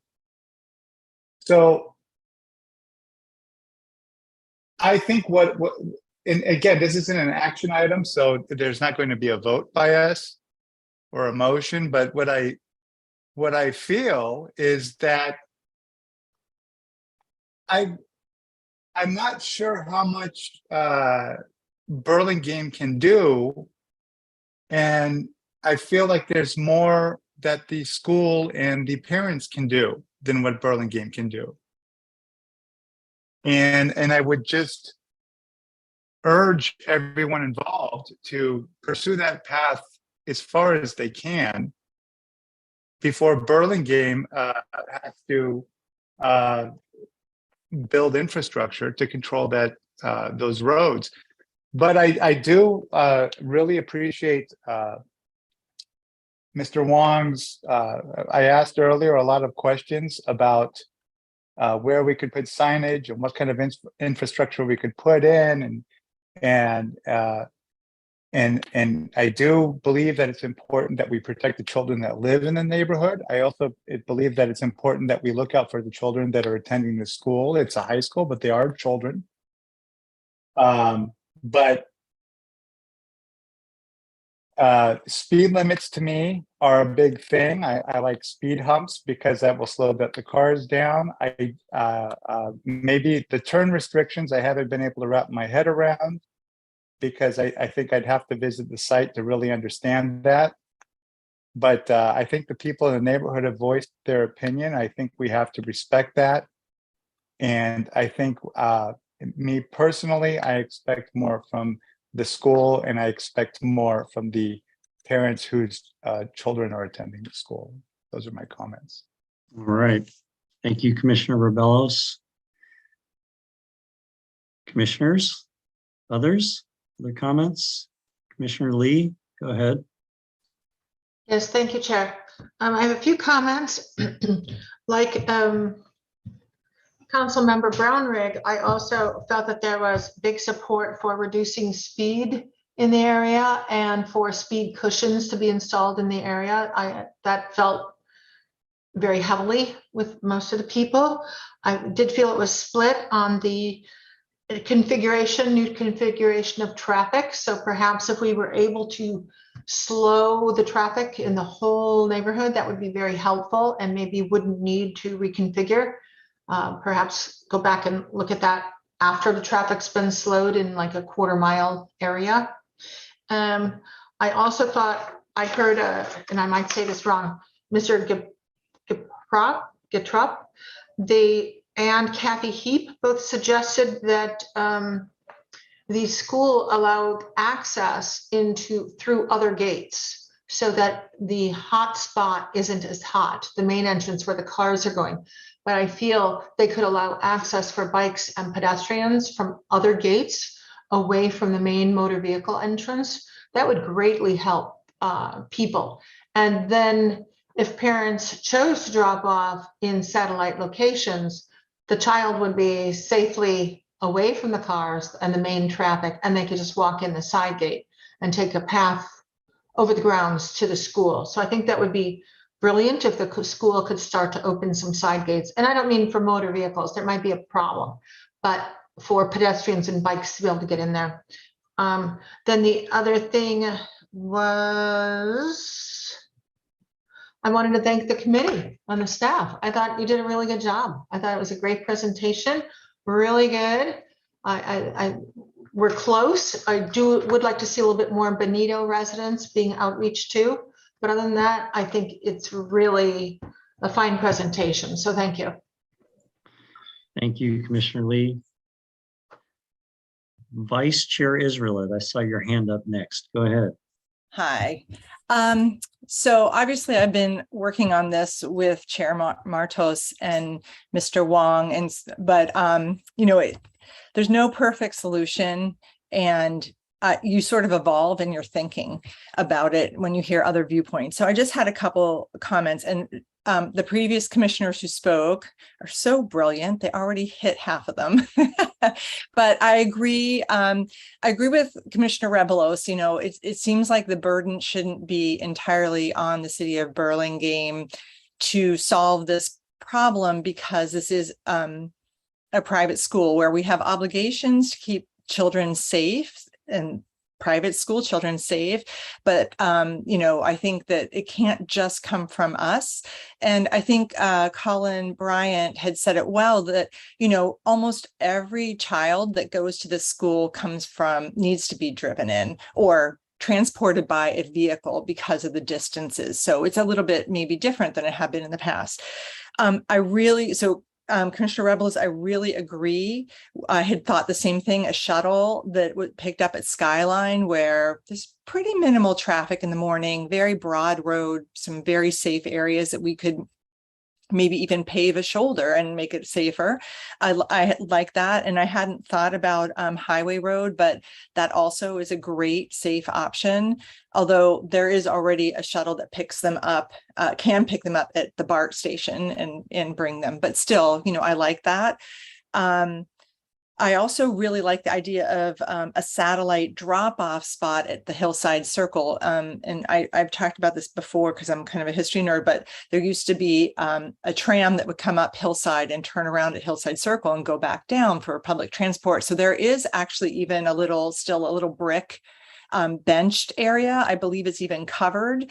And there's only like one, I was looking at Google Maps too, there's really only one home in that block that faces the street. So we're not going to be really blocking someone's driveway or inconveniencing a neighbor. If we might be able to sort of push that option a little bit. My other comment was just about the other it's been mentioned by several neighbors about other exit points of Mercy to reduce the hotspot at Alvarado and Adeline, and that living right in this neighborhood, that's just not feasible.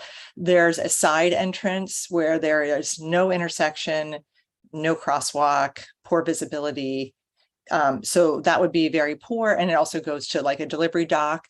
And then the entrance at Hoover and Adeline is set back. It's an incredibly dangerous 4-way odd shaped intersection. So I just wanted to kind of squelch that as an option for vehicular traffic, although it would be, you know, interesting for bikes and pedestrians.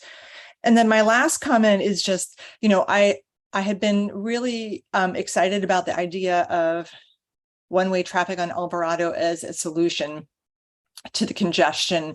But after hearing the unintended consequences, which I began to notice as we came up with these diagrams of forcing traffic either westbound on the twisty-turvy, curvy, unincorporated part of Adeline, or forcing it onto Benito, which is a narrow street and is residential and isn't really dealing so much with the traffic as it stands. Or even, you know, just the unintended consequences of forcing this traffic onto other streets I'm feeling like that's not really a solution anymore. And it sounds like even the neighbors of Alvarado are not eager for one-way traffic, even if it's just during drop-off and pickup. So I'm feeling like I love the idea of the speed bumps, you know, the other things that we had talked about. And I'm wondering if we might hold off on making one-way traffic changes until after we see what these physical interventions can do to help with the problem before we move to something that might be more controversial, less liked by the neighbors we're trying to help, and would negatively impact the neighbors that are currently not suffering in this issue. So I'm kind of stepping back from what I had been pro of before. Thanks. All right. Thank you, Vice Chair Israelit. Commissioner Ing, you're next. Thank you, Chair. So, I mean, I think my colleagues covered pretty much everything that I would have talked about. I think the only thing I really wanted to kind of reemphasize was, what was brought up by Commissioner Lee and Commissioner Rebellis about the speed limits, not necessarily just in the immediate school zone, but the area afterwards. Andy, I know you referred to the AB 43, which, quite frankly, there's other areas on other subcommittees that I'm on that this has come up. And, certainly what I would say is that regardless of what solutions we do put in place, that's an aspect I think we would all, if to your point, you said it has to be passed into law first, or has to be signed, and then the city can, decide where to apply it. But certainly I would not, anything near a school area in general, I would think that this should strongly be, kind of the next concentric circle around the school area outside of the 15 zone. So that's just what I wanted to reemphasize, but thank you. All right. Thank you, Commissioner Ing. So as chair, I usually go last, and everyone's already made great comments, not a whole lot, but I will add a few things. So what I heard most was the desire for speed control. And I think I did not hear any opposition to the speed humps. So I'm good with the speed humps. The drop-off sounded like that was also a favorable implementation. I'm also in favor of the drop-offs at those points. There's the 15-mile-per-hour school speed limits. I think we should consider implementing that. I did not see that on the final implementation recommendations there. It kind of dropped off that list, but we should consider that as well. And then the exit route and the one-way on Alvarado. So the exit route from the school, right or left. I think the original recommendation was left only, not right up Adeline, because that is a really nasty street. However, I would be in favor of forgoing that implementation at the moment and see how things go with the speed bumps on Alvarado, if that calms the traffic. What I observed, I didn't stand on Benito and watch traffic, but I did stand on the corner of Alvarado and Adeline and watched two-way traffic going down Alvarado. And I even saw delivery trucks at 8:20 in the morning come up Adeline and try and make a left. In fact, they did make a left on Alvarado as parents were trying to drive their students to school. And it was just a big congested mess as I was observing it. So initially I thought that if we restricted that to one direction in the morning when it seemed to be the most chaotic, that it would alleviate a lot of that.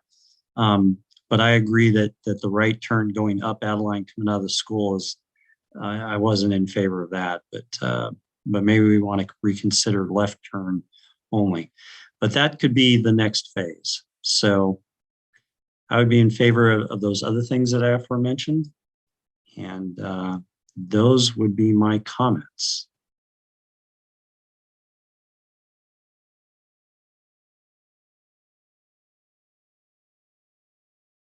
Mr. Wong, your hand's up, so go ahead. Thank you, Chair Martez. I just want to first thank the neighborhood, the community for coming out, provide some excellent feedback. And I think I see where our subcommittee's going. But what I'd like to do is our subcommittee sit down, throw it back down on paper, working with the school and seeing what we can make sure we can do everything, and then bring it back. We've got a couple more meetings left this month, maybe bring it back one more time just to show everyone just so we're all on the same page. And then we can try to move, if we get agreement, then we can move forward and trying to procure stuff and get installations. We've got plenty of speed humps going around the city, so we're gonna add that to the list. But if that sounds reasonable, we can talk about it. But I think that's the direction we should go. I don't think we should just do something here and not come back to the community. I think the community overwhelmingly, especially folks that the first time they've seen it, because again, the first time was we used Nextdoor, Mercy used Nextdoor, and this time we expanded. So I think the next one we do the same mailing and do it one more time. But I think we're a lot closer than we were. When did we start this? An hour ago. So. All right, very good. All right, so that's that. You have your feedback, Mr. Wong, lots of it. And I am going to close item 6A. And Ms. Segal Michael has been very patient. So we're going to move on to item 6B, Burlingame's bike sharing program. Ms. Michael, you want Yes, to come in? hi. You got it. I'm here. Yes, thank you.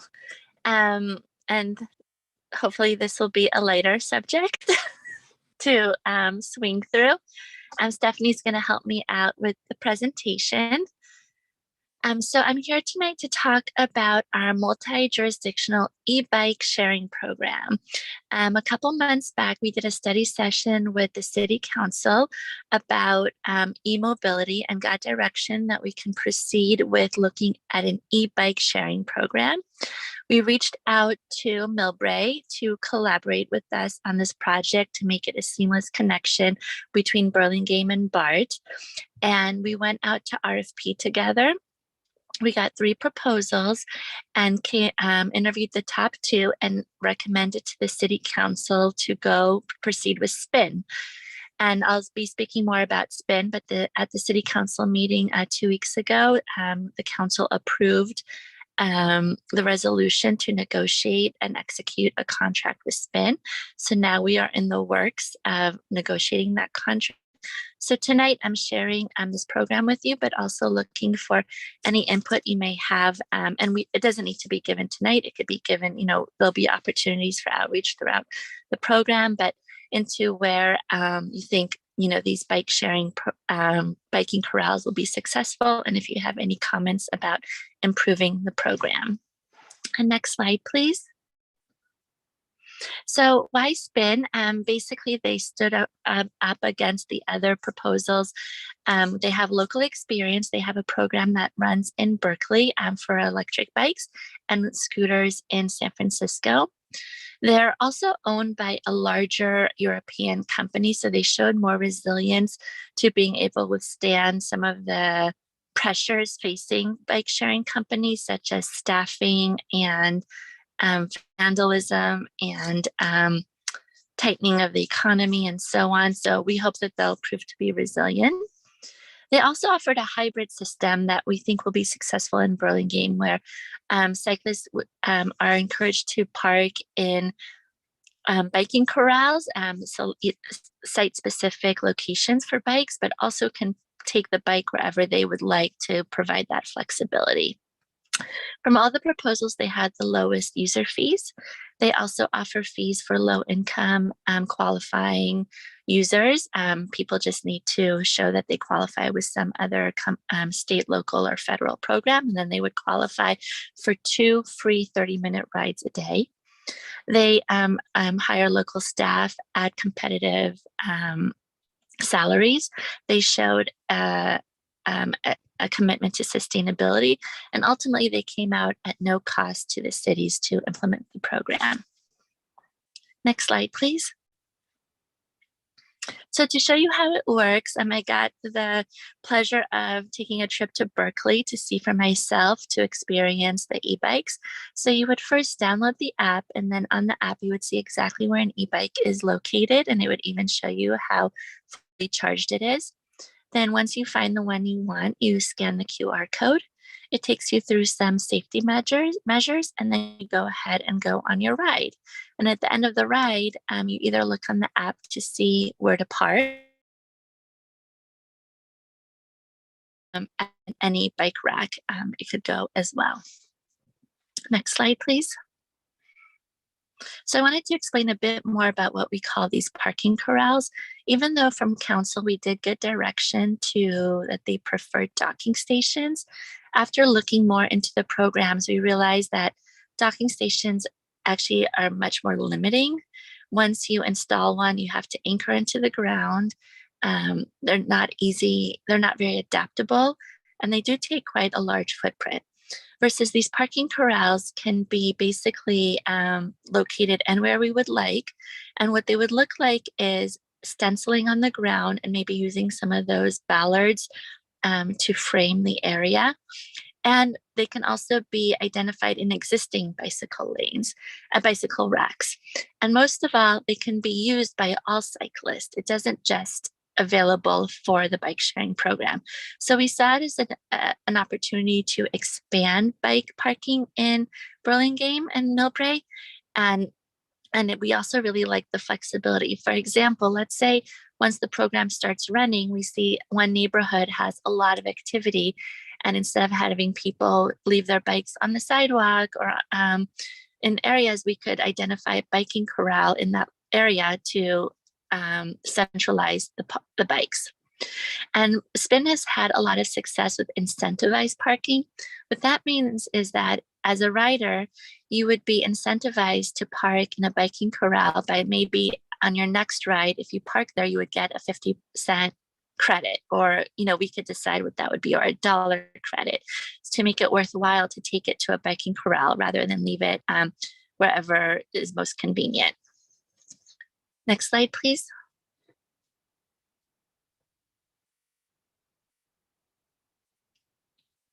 Next slide. Okay, thank you. And we did a preliminary view with Spin about where these locations can be. And this is where we would like, feedback, but the way we picture it is we would use a lot of the existing bike infrastructure in downtown Burlingame, Broadway, train stations, and other areas.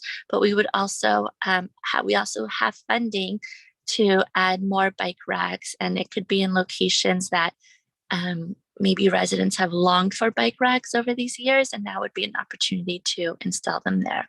But we also imagine putting biking corrals in the parks as community hubs, and any Spin will also reach out to multifamily buildings and businesses for biking corrals on private areas.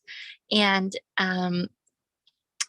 as we move forward with the program, it'll be flexible enough to add as we go. Next slide, please. So just as our next steps, Millbrae did present to the council this week, and their council approved the program as well. So to move forward, we are now working on finalizing the contract agreement, and we'll also have an MOU signed with the city of Millbrae. And then once we do that, we'll start to identify parking station locations. I would like to share that we did receive a grant from the San Mateo County Transportation Authority for $200,000 plus matching, so it would be $220,000. And Millbrae received it as well. So together it's amounts to $440,000. We're going to use that grant money to subsidize some of the cost of the bikes just to make the program more resilient. We'll also use it to install the bike racks and bike corrals that we've talked about. And then we'll use a portion to help subsidize rides for users so that it would be as less expensive as possible in the beginning. Once we're ready to do all this, Spin's going to help us outreach to the community. And then in the next couple months, we hope to see these bikes around town. I think that's the last slide. And yes, so I'm open to taking any comments or questions that you guys may have. Okay, Commissioners, Vice Chair Israel, you're first. Thank you so much for that presentation, and what a nice, upbeat, hopeful thing. I know Yes. the citizens of Burlingame are going to be so excited to have bike shares back. So my question, and maybe I missed it, but I thought maybe the corrals would also be a charging station. How do you charge the e-bikes in between, like when they run low? Can you explain how that works? I'm sorry, you came off a little choppy. Can you repeat that? Yes. How are the bikes charged when they okay. go? I thought it was going to be in the corrals, but it doesn't look like it. So do they pick Right. up or? So they will have Spins committed to hiring 2 local staff that basically will do battery swapping. So they'll go around to the bikes. Hopefully they'll go around on electric bikes, but just with a little cart on it or so on, and swap out the batteries of the bikes. And then also maintain, there's also the other reason we like Spin is they have a local warehouse where they could take bikes for maintenance and any issues that come up. But even docking stations don't necessarily charge the bikes at the docking station. So it will be a swap out battery program. Awesome. Okay. Thank you. Very awesome. Good news. All right, Commissioner Rebellos. Thanks. I have a lot of questions. Sure. So that's my MO for tonight is a million questions. So I apologize in advance. And I just want to kick off with saying that I am a huge fan of bike share. And we once had a bike share program in Burlingame, and I probably used it 2 or 3 times a week at minimum. And in the summer, I used it even more. So my first question is, I realize that Millbrae is a partner in this, and you answered part of my question when you told me that Millbrae approved it. But what about as a rider, if I want to go from Burlingame to San Mateo or to San Carlos and maybe stop there for a while and then come back? Or maybe just go one direction and leave the bike there and not come back. Can I do that? So you're asking if you take the bike outside of the boundaries? Basically, what will happen with the bike, they use a lot of geofencing technology to control the bike of where it's located. So if you go outside the boundary, the electric assist pedal the bike. It's a heavy bike. It's like a 5-pound bike, so it's not an easy pedal. But the electric assist will stop to just sort of limit how far the bike can go outside the boundary. But staff and operators are keeping a close eye on the bikes, and they'll just put them back if they do. Okay, and that actually causes me to ask another question, which is, if say, and if you don't have an answer, it's okay. But if say that, 6 months into this program, San Mateo says, wow, this program has been so successful in Millbrae and Burlingame, we want to join this program so these bikes can, loop back and forth between the 3 cities. Is there anything stopping them from doing that other than a business arrangement with Spin, or are we restricted to strictly 2 cities? No, Spin is very eager to expand on their mill, the peninsula. We've also been active in e-mobility or bike sharing study happening through SamTrans, or no, CCAG, I'm sorry, through CCAG that we're participating in, and they're going to keep a close eye on the program to see how it runs. And the city of San Mateo is interesting. They actually already have a permit program in place, which means any bike sharing company can go in there now and apply for a permit. They just haven't had any takers. So if they like Spin and Spin likes them, maybe Spin will apply for their permit, or maybe San Mateo will be open to doing. Okay, thank you. And you mentioned the lowest user fees, but will they what are their fees regulated through the term of the agreement, or can they adjust them throughout the agreement without any approval from the city of Burlingame? It will require approval through Burlingame. I think we're starting off with $1 to unlock the bike, and I'm trying to remember if it's 40 cents or something like that per minute, and that's much lower than existing bike sharing in other parts in San Francisco. And I think the intention for them is to get ridership going, but it could increase in the future. Wonderful. Okay, that's good. That's good. And then, so they're going to have a local staff. I think you said it would be 2 people in Burlingame. Do you know if they're employees or gig workers? They are employees with full benefits. Oh, and wonderful. Have Okay, a union that they could join. that's wonderful. That is really making me happy. And then, do you know how many bikes they're going to deploy? Yes, it will start with 100 bikes in Burlingame and Millbrae together. I'm sorry, it cut out. It might have been my fault. You said 100? 200 throughout Burlingame 200. and Millbrae. Well, that's exciting also.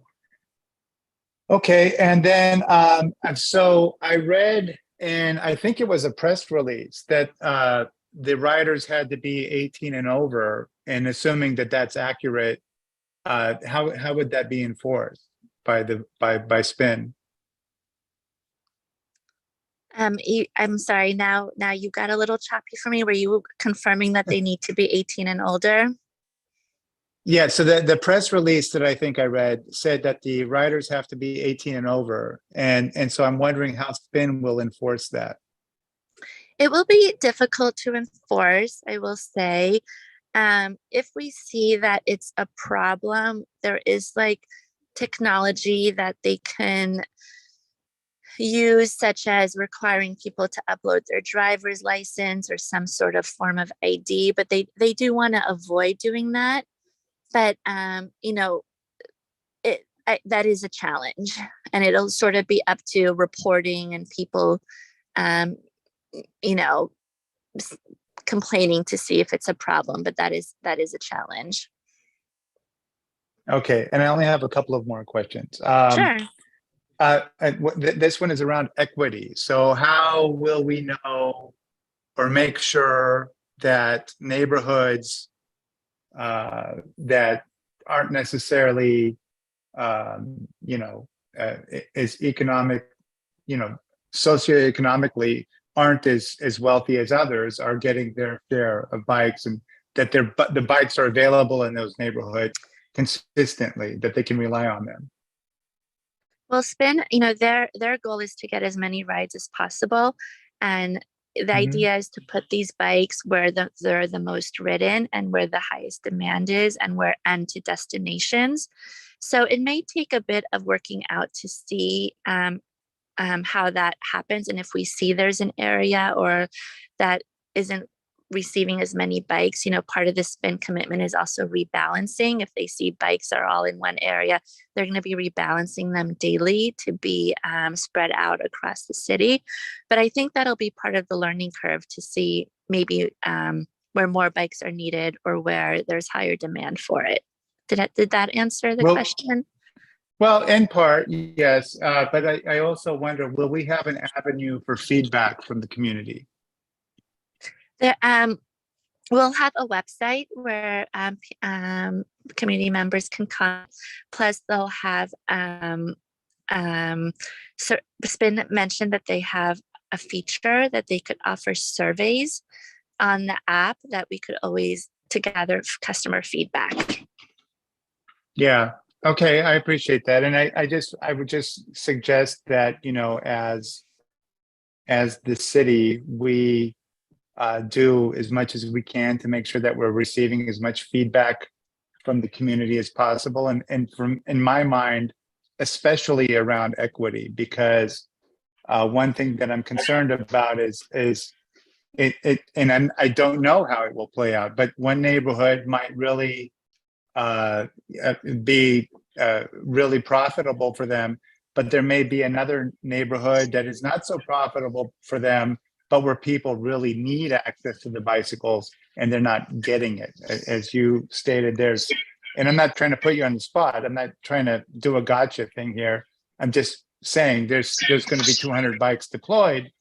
And if the program is really successful, maybe those bikes could just end up in a lopsided sort of way in certain neighborhoods. And I want to make sure that all the neighborhoods have access to them, equal access to them. That's my concern. That's a good point. Yeah. And so my final two questions are really pretty simple. And I'll just combine them into one, if you don't mind. Sure. Just one long question. So it's how long is the contract? And then what is the, is there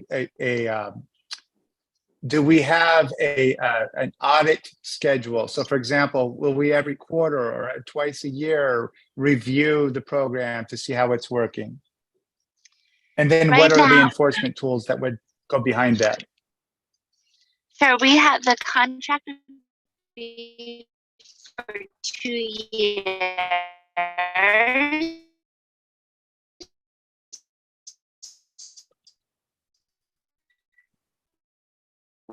With the option to extend. Is that her connection or our connection? That's Miss Michael. I imagine at that point, and we'll do an evaluation and decide. Spin is going to send us monthly heat maps that will. Guys, not hear me? Yeah, Sigal, sorry, we heard after you said it's a 2-year contract, you start breaking up. Yes. Can you hear me now? Yeah, after you said where it's a 2-year contract, everything after that got jumbled. Okay, so it's a 2-year contract, and then they're going to be also sending us monthly reports with usage rates, complaint history, heat maps, and we'll be able to track the program monthly to see how it works. And because it's a pilot, or not necessarily a pilot, but new, we're going to be, all of Millbrae and Burlingame, we'll be very interested in continually seeing how the program works in our cities. Very good. Well, thank you. And like I said, I wasn't trying to put anybody on the spot. I know my questions might have made you a little bit uncomfortable, but that wasn't not my intention. I just want to learn. So thank you so much. I'm very enthusiastic about the program. Yeah, thank you. Bye-bye. That's totally fine, and I'm sorry that my connection isn't great. All right. Any other questions? Commissioner Lee, go ahead.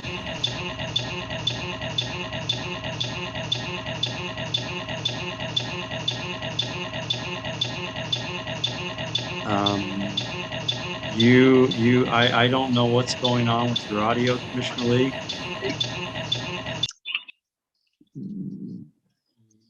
Yeah, you got something strange going on with your audio. It keeps saying engine, and you're muted.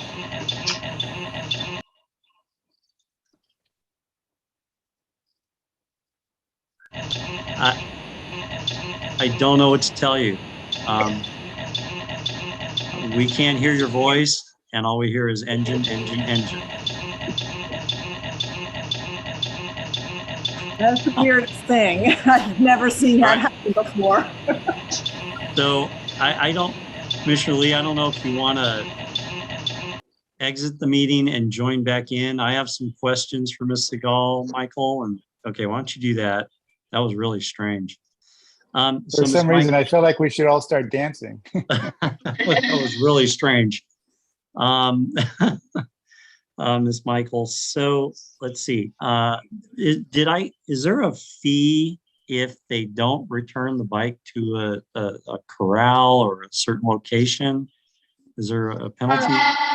No, rather than a penalty, we're going to incentivize them to take it to a corral by giving a credit on their next ride. Okay. But there won't be a fee. We want the program to stay flexible for people to take, where they need. Yeah. Okay. The last bike share program that we had, there were bikes kind of all over the place. And so any incentive we can provide to return them to specific locations, I think would be nice to have. And speaking of that, so the last bike share program we had didn't last very long. Do we have lessons learned from that? And we're, ensuring that this bike share program is going to avoid those issues. Do you know much about that? Yes, what happened with Lime Bike, which is the program we had before, is that they suddenly pivoted to just scooters and just lifted their bikes very quickly out of Burlingame and every other city, and now they're primarily a scooter company. We hope, our intention is for that not to happen, and we're going to try and add some more protection in our contract to avoid that. But the market may, speak to itself. We'll see what happens. We're sort of in the second iteration of bike sharing, and they've evolved quite a bit. So we hope we won't see something like that, but there is no promise, of these companies of what may happen in the future. Okay. And then 200 bikes and their e-bikes. And so the battery swaps for 2 people, that sounds like a lot. Any idea how long these batteries last? Mile-wise, maybe? Yes, the batteries last for about 100 miles. Okay. So since people's rides are much shorter than that, especially in our area, it seemed pretty sufficient to have at least a minimum of 2 staff people. Okay. And this program's been around for a while, so I'm sure they have statistics on how many people they would need to service 200 bikes, just statistically speaking. All bikes aren't ridden all the time, the same amount of distance. So, okay, well, yeah, we'll see how that goes. All right. Commissioner Lee, you're back. Let's see what your audio sounds like. No, I'm sorry. And we can't even hear your audio on top of the engine. Through the chair, Yeah. maybe Commissioner Lee, if you want to email directly at PW comment. I believe that's the correct one. We can try to read what you have. That's so strange. Or email me directly, and we will do that. Sorry about that. I think there's a phone number you can call also. You can try and get on Zoom through your phone. If you want to try that next, I can go to Commissioner Ng, and we'll buy you a little bit more time. All right, good luck. Actually, that was gonna be what I suggest.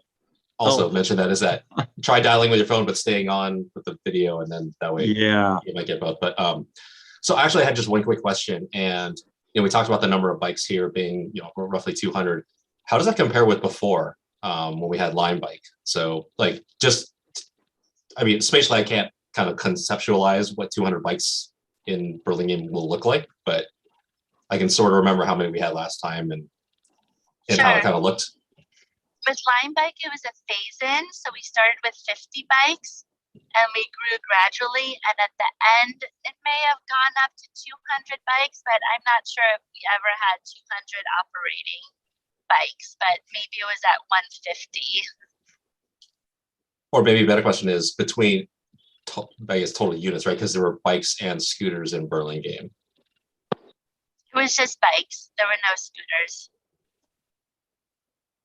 Maybe the ones that we saw were just people that took them on BART, rode them out, and just left them here. So, okay, no, that's helpful though, because I sort of have an idea. Remember how often I would see bikes, during that era. So if it's roughly topping out of the same number, then that gives me a good sense of it. So, thank you.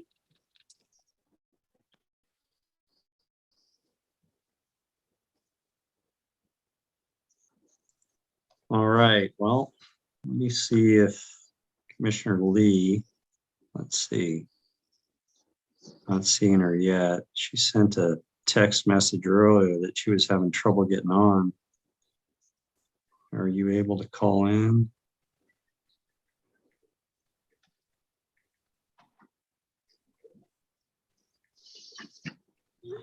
Let's see. Do you want to give her a chance to ask questions?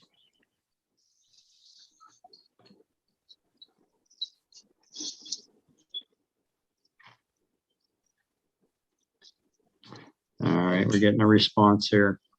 I know this is against the rules to use my cell phone while we're in a meeting, but I think this is important. I'm restarting my computer. We'll try that first. Mr. Wong, what do you think? I don't know how long it's going to take her to restart her computer. And through the chair, since we're not making a motion on anything like Right. this, we can just get her information, and Ms. Michael, we can work with Okay. Commissioner Lee. But Yeah, I guess we have to still get her back on. So if we still get the dance music, then we will cut it off.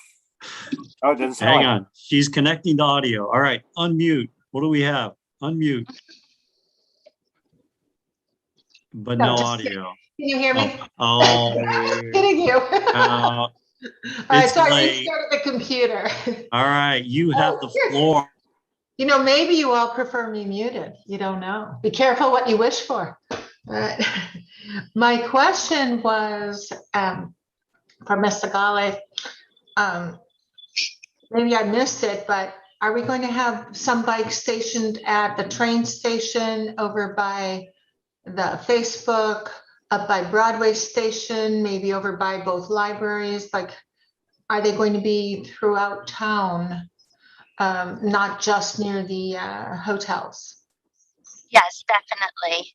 The hotels have a different bike sharing program. Maybe you're referring to that one, but Spin will have preferred parking locations throughout Burlingame, including the areas you just noted. All right, terrific. That was my main concern. And personally, I would like to see a lot of electric bikes. I loved them when we had them. So thank you. Great, I'm excited too. Thank you. All right. Thank you, Commissioner Lee, and welcome back. Okay, there you go, Miss Michael. I hope that helped. Yes, thank you for the support. You are very welcome. All right, we're going to close out item 6B now. Commissioner Rebellos, you, I think, were trying to make a motion to postpone 6C.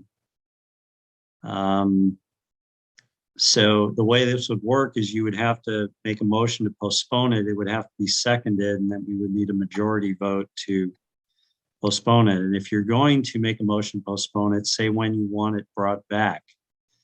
Okay, because if we can always amend it and change when we want to bring it back. That's what the commission wants to do. And Mr. Wong, I don't know what the timeline is on this stuff, but and I can't give you a vote, but you can chime in after the motion's made with comments if this is going to affect your implementation of some of these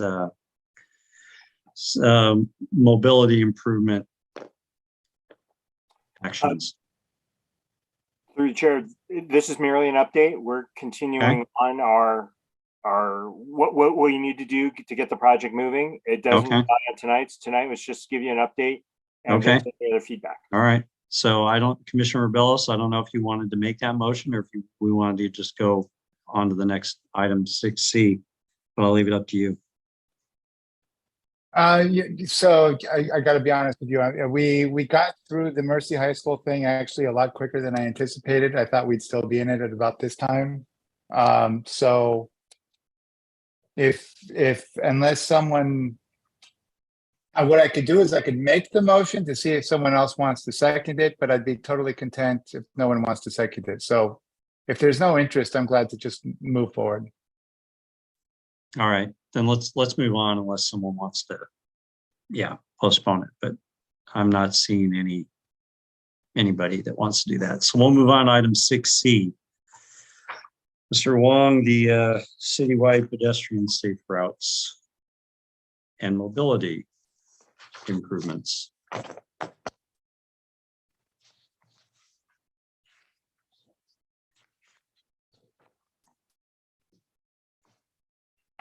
Right. There we go. Thank you, Chair Martos.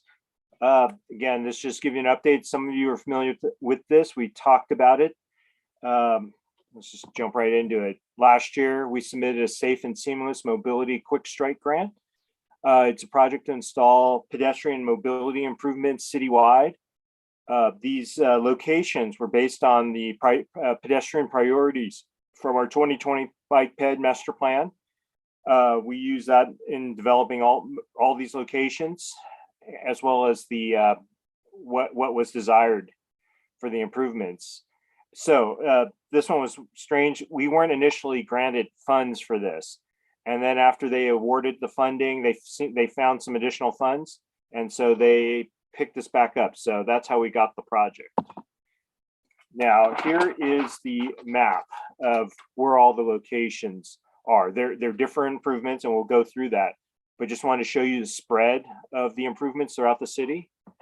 You'll see what these numbers are. They relate to this sheet, which again, you can see the numbers here, the location, and I've tried to, we'll go over the next one, but here's the index of the key of the what we are implementing there. You can see some of these staff's already completed. So if you go up to those areas, they're there, but we had them on the original application.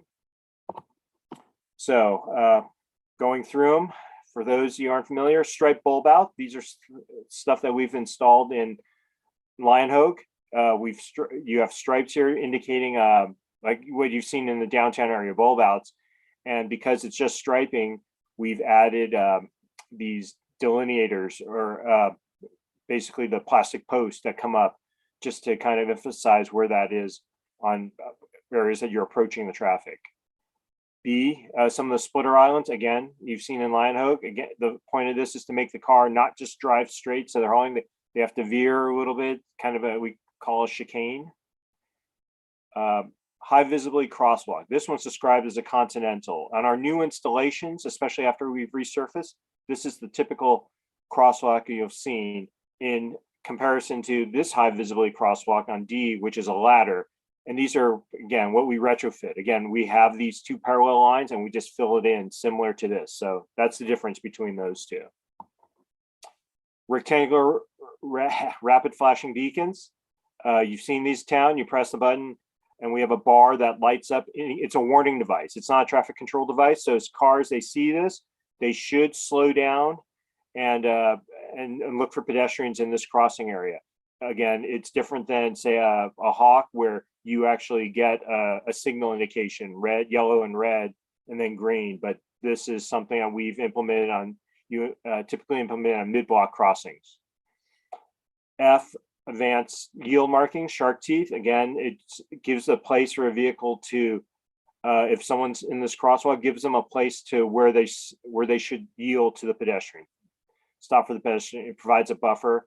And similar to the advanced stop bar, again, just providing a buffer so that car is not right up against it, impacting the ease or the comfort level of the pedestrian. So just to summarize, again, this is part of a safe and seamless quick mobility project. We were awarded $200,000. Originally, we had 33 project locations. Some of those have been knocked off as they've been completed by us already. They were the high visibility crosswalks, stripe bulb outs, limit lines, yield lines, splitter islands, and these beacons. Currently, the project is under review by Caltrans, and we're working through it. Again, because it's a federal project, they have review of our project, and we hope to get this out beginning of advertise it beginning of next year, and then start construction a couple months later after we've done all the awarding and contractual work. And with that, that's a quick one. So I'm glad we got through it. Yeah, that ends the presentation. So, commissioners, do you have questions on these? There's a lot here. I don't want to go through them one at a time. That would take another 2 hours. But do you have, I hope that you got a chance to go through them. I did some of them by drive-bys and I did some of them on Google Maps, which was helpful. But were there any particular questions on any of these intersections that you had? That you want to ask this time? Am I on mute? No, I'm not on mute. Okay. Yeah, well, let me start then. So in general, you know, I tried to sort these things. First, I looked at them and then I sorted them. All the high visibility crosswalks and the advanced stop bars. I'm good with all of those. I have no problem with any of those. I think those are all really good and important. The Hunt Alcazar, number 1 on your list, it looked like it was a ladder intersection, unless it was repaved. And that was just a correction in your nomenclature there, but that doesn't really matter. What it is, it's a high visibility crosswalk, so whatever. But I did have a question about number 9, Balboa Ray, and that was the bulb out, and where on which corners are you planning to put the bulb outs? Through the chair, I believe that location is the mid-block crossing by Ray Park. Right. There's one also, yeah, at Ray Park, right. I mean, yeah, I only had 3 that I had questions on. Let me take a quick look at that. Oh, and then I actually had 4, sorry. Do you have a Google map? I can call one up. That would be helpful.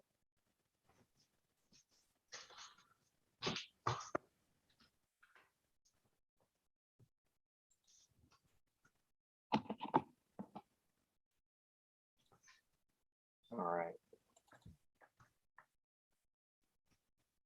And which location were you? So that was number 9. It says Balboa and Ray Park. I just wasn't clear where exactly that was.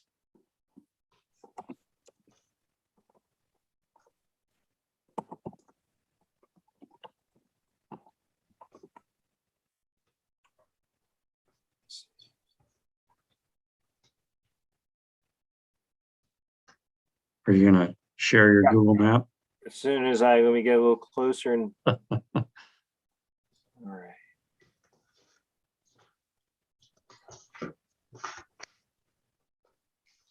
All right, let's go back to this.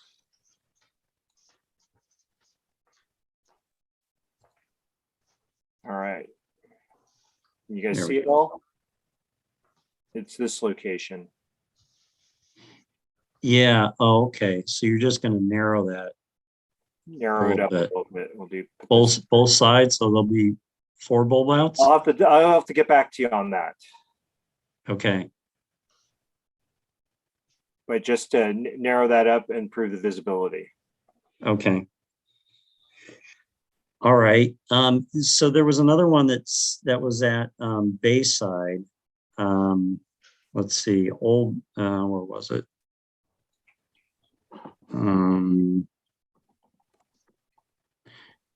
At 1125 Airport near Bayside Park. So right at Bayside, there's no crosswalk.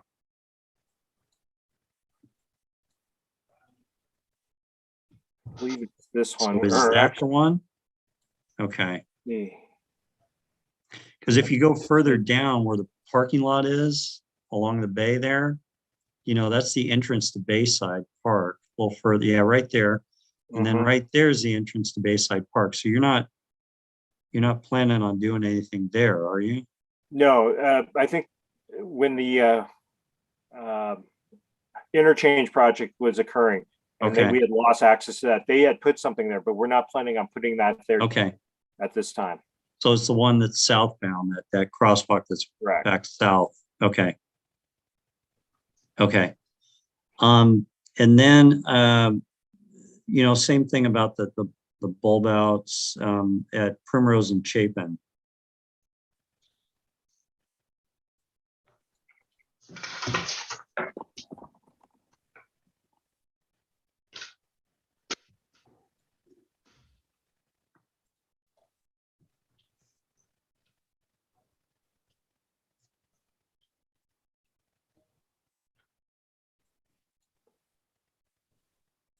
Yeah, that's I'll have to look at it. It's down by working with City you. Hall, huh?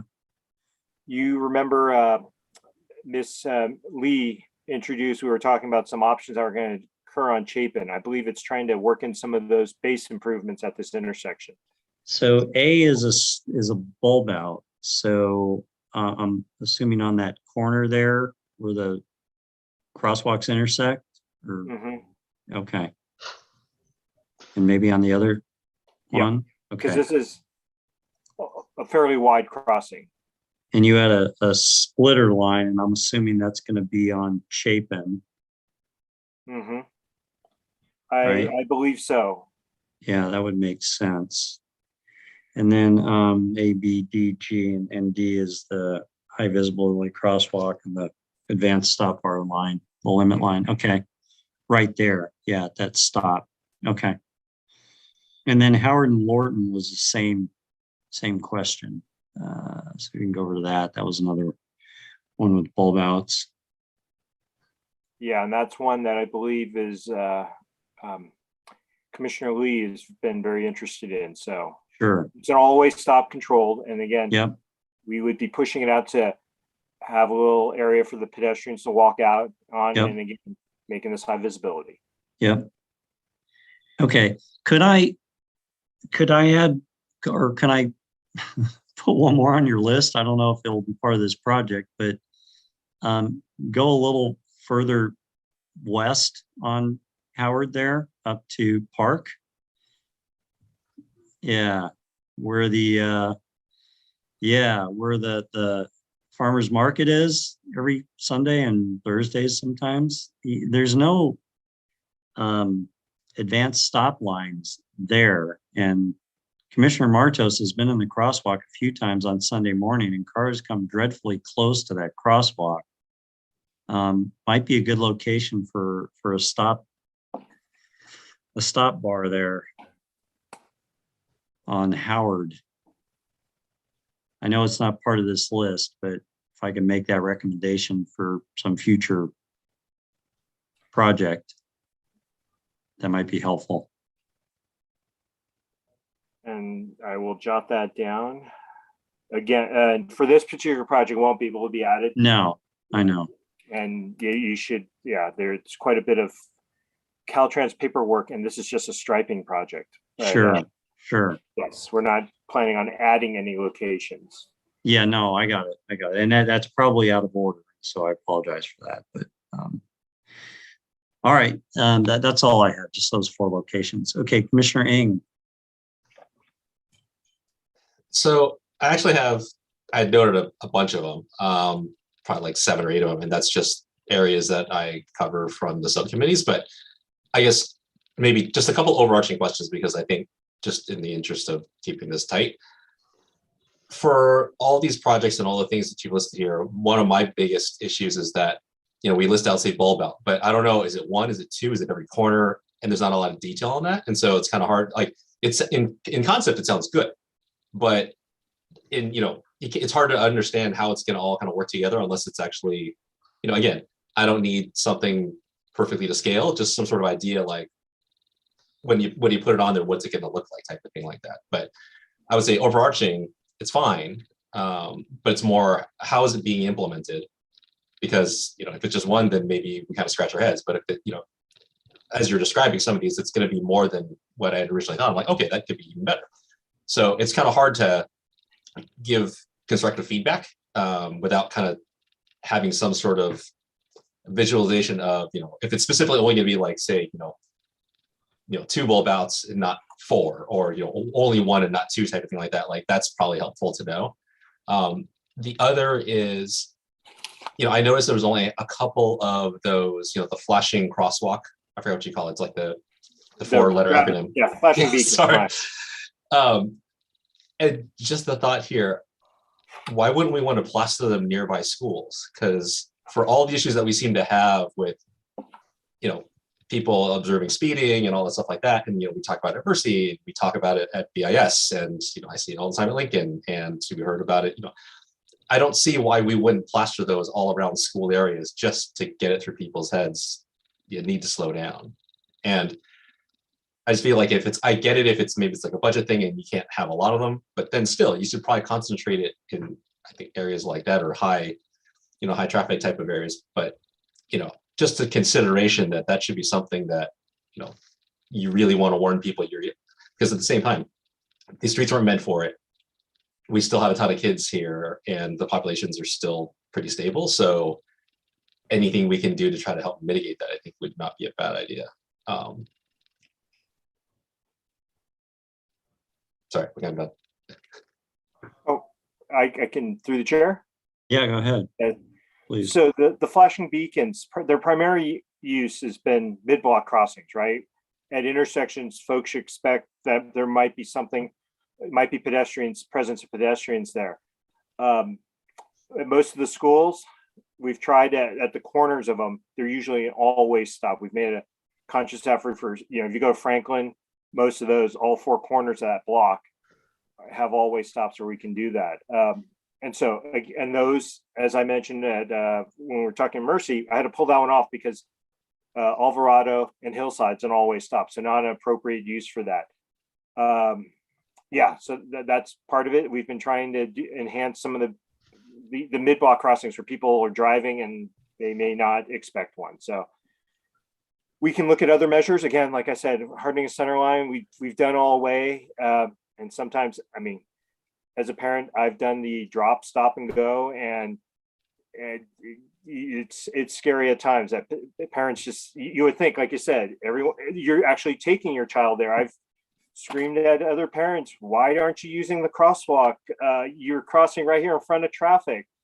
And I'm fortunate enough that I get a walk, but I understand that parents at some point they're just, I do this, I need to get to work. I drop off, and I don't necessarily agree with that. I haven't had to, knock on wood, experience that yet, but that's all schools. Mercy, the school of San Francisco, the BIS, we've seen it. And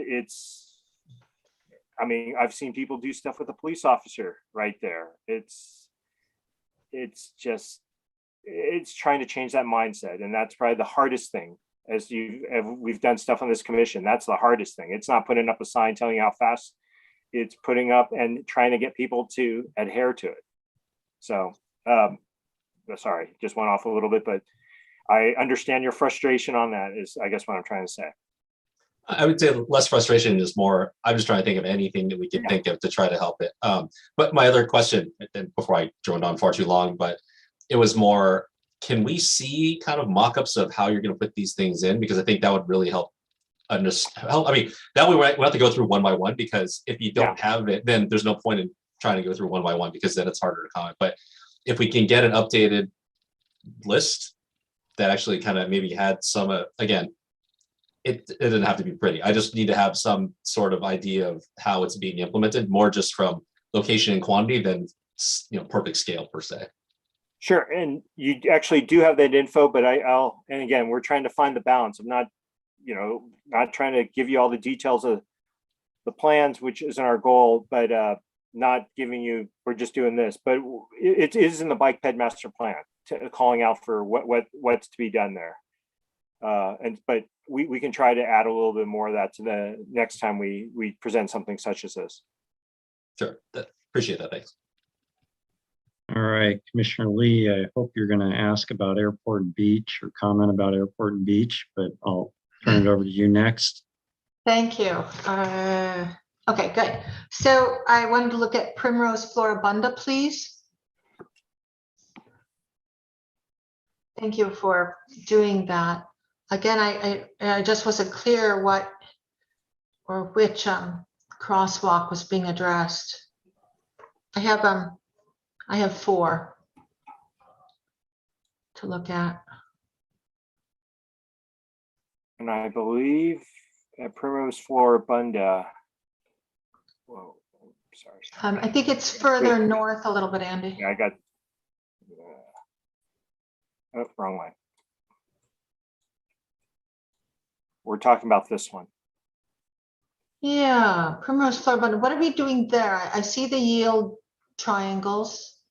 And I didn't know what it said on high visibility crosswalk. That's right here. Oh, so we're changing that one to a high visibility. Correct. Okay. And then are there any stop signs at this intersection? There are not. There are yield signs on Primrose. Okay.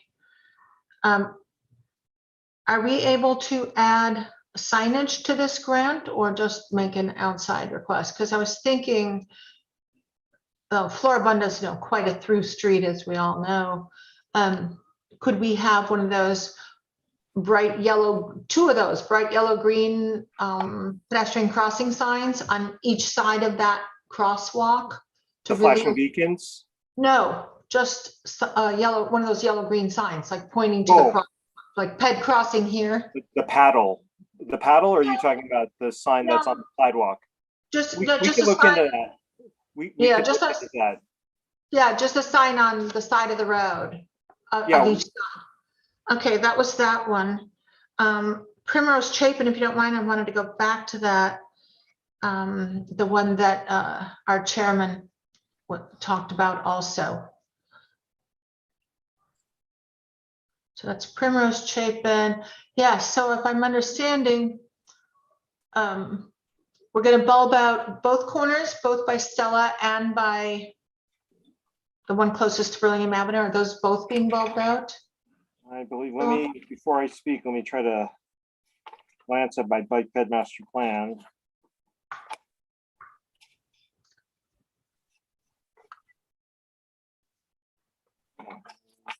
Try to find it.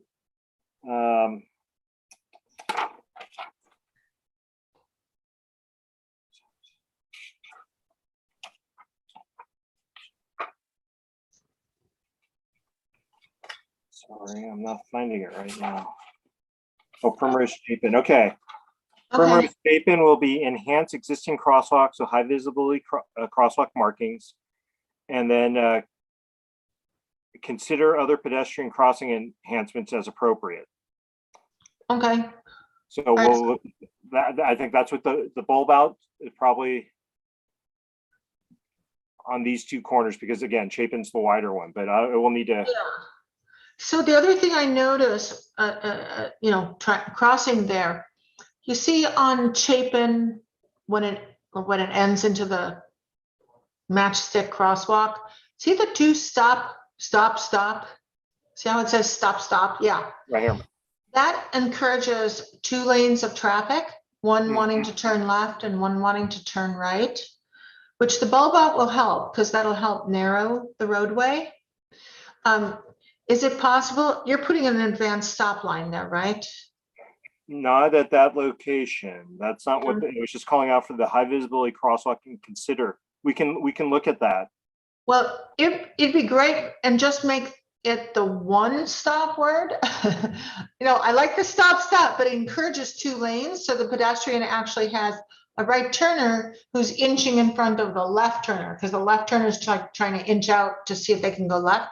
And then the right turner is inching out further. Yeah, and turn it into a stop line with only a single stop. And is there a possibility to do one of those splitter islands to narrow that crossing a little bit? Kind of where the first stop on our left is, like do a splitter island, just so it only comes 1 lane. Would that be a possibility? I can try to take a look at that on this one. But and I will confer with Ms. Lee, some of the proposals that you had looked at. And honestly, I can't remember what we talked about doing right here. If it was, I know we talked about something like that. I can't remember where it landed, but we can look at that. Yeah, it's such a wide crossing. It's really tough. So that was that one. And then North Lane, I didn't know, was that the donut shop? Correct. Okay, so that's going to be high visibility. And I guess it's the same question that I have on Floribunda, because it's part of it, it sounds stupid, but it is downhill when you're traveling westbound and you really don't easily see the crosswalk. Could we get 2 of those, one on each side of the yellow green pedestrian crossing signs pointing to the donut shop crosswalk. One by the train station and one over by the donut shop. You know, the yellow-green ones that are bright and kind of loud and pretty ugly in your face. But they're very effective. We can take a look at that, and we start getting a little we start getting a little tight because putting a sign in. Yep. It's I don't have to check whose right of way this is. Okay. I can't recall. Even if there's only the one by that blue car on the north side. Sure. But it would be helpful because it's not the easiest crosswalk to see by any means. And I cross it all the time.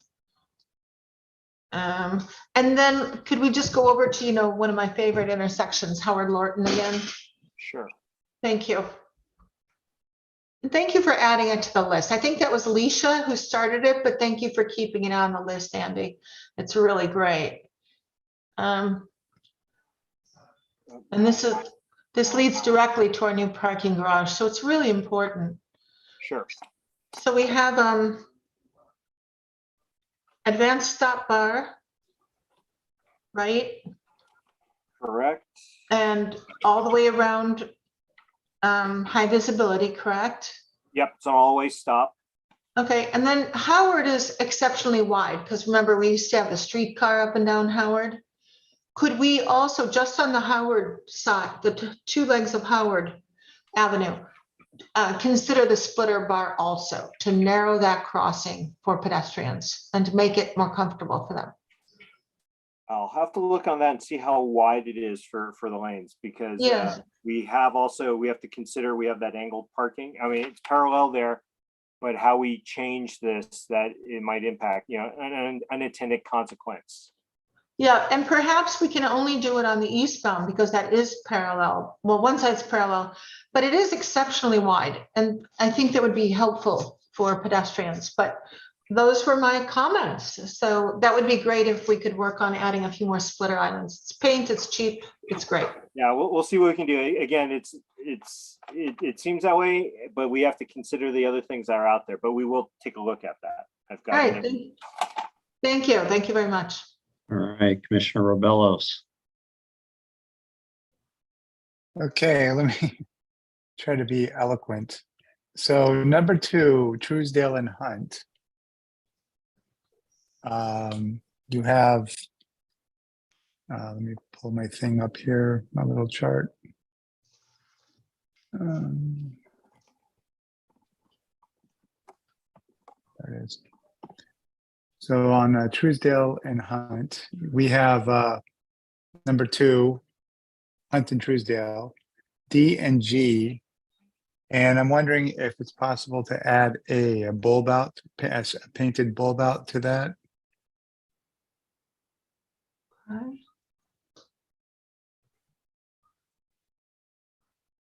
You see, those are really angled turns, and Yeah. cars do a lot of rolling right turns there. Yeah. We could explore that. I'll have to. Okay. It looks really wide too there. Mhm. Super wide, Really wide. and it's become very intense there of late. So that would be helpful. And then I'm trying to go in numerical order to keep it as easy as possible. Number 16, Broadway and Airport. Yes. And Broadway and Airport, we have, here's my stupid chart. There it is. It's not stupid. It's just my language. 16, Broadway and Airport, we have D, which is high visibility crosswalk. And I'm hoping to add staggered stop lines, which are not on this at all. But if that's a possibility, so that when the pedestrians are crossing, they can, well, two purposes. One, so you see how we have a straight stop line across the intersection here at eastbound Broadway, for example. That's a bad example. We should go on southbound Bayshore.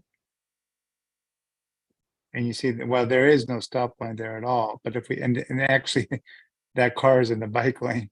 But if we had a staggered stop lines there, so pedestrians could see all of the cars and what they're doing, and then also all of the cars could see pedestrians coming across the intersection. Same from Airport Boulevard westbound. And actually from the Crown Plaza on the right side too. Okay. I will confer with my colleagues on that and see what we can do. That one, again, this one may be a little tougher to implement because Caltrans, but we can take a look because this signal is owned and operated by Caltrans. It's still Gotcha. right away, but because it connects the two 101 intersections, they still have control of this signal. So I don't want to do something that may impact their operations, but we'll take a look. Okay. We'll at least ask. Thank you. And then Airport Boulevard here.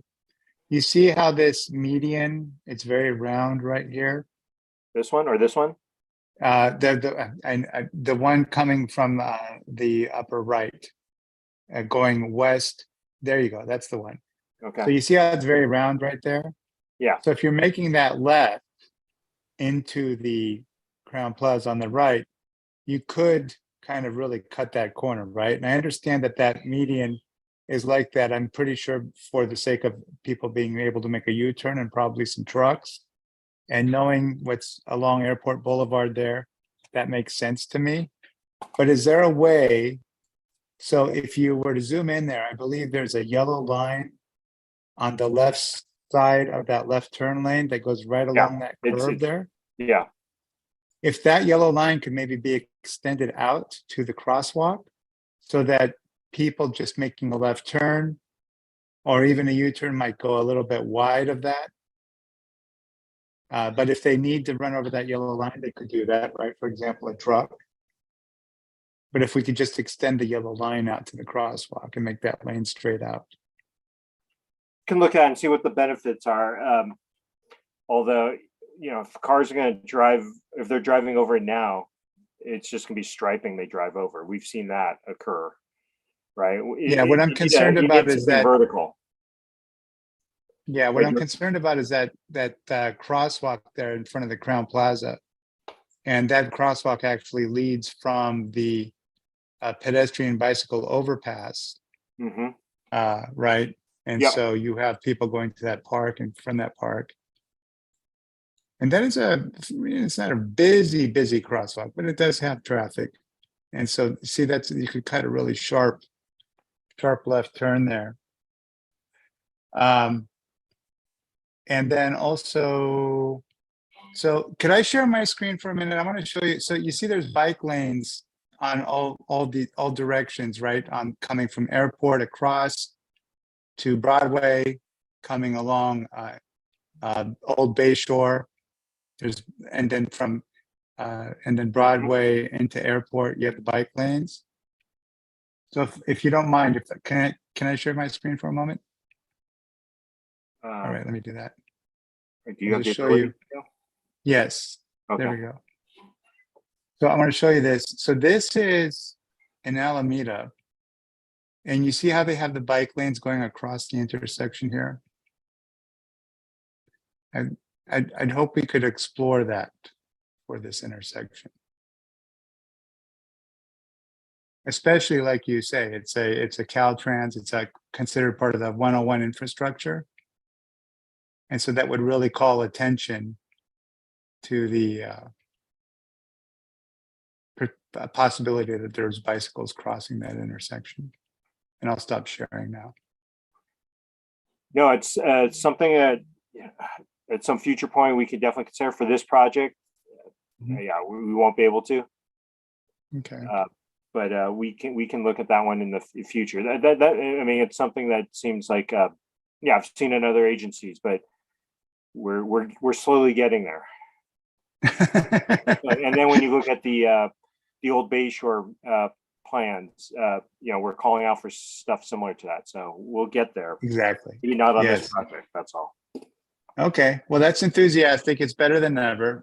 But yeah, I mean, obviously, I can be impatient, but I'll hold back for the sake of being a nice guy, being cooperative. So let's see the number 17. I'm switching between screens here. Number 17 is Broadway and Rollins.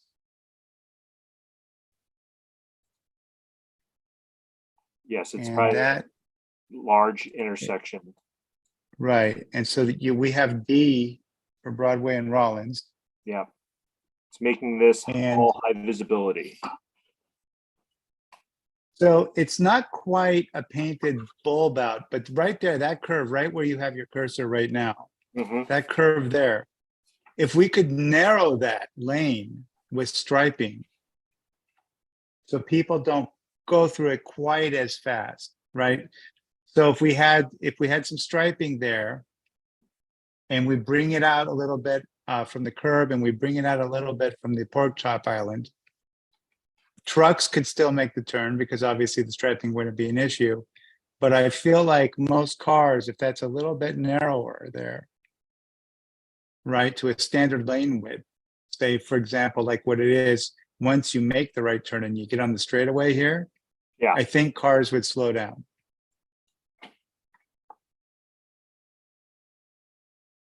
we could take That's a a look at that. really I have wide to- lane. Yeah. What is, if that's an edge line, maybe we can look at maybe something there. Okay. Off the sea. Yeah, I mean, again, it would be some delineators here, maybe even just putting it on that line to keep making sure that they're not crossing this I'm pretty sure it's an edge line. I don't think that's the bike lane. The bike lane's in the center here.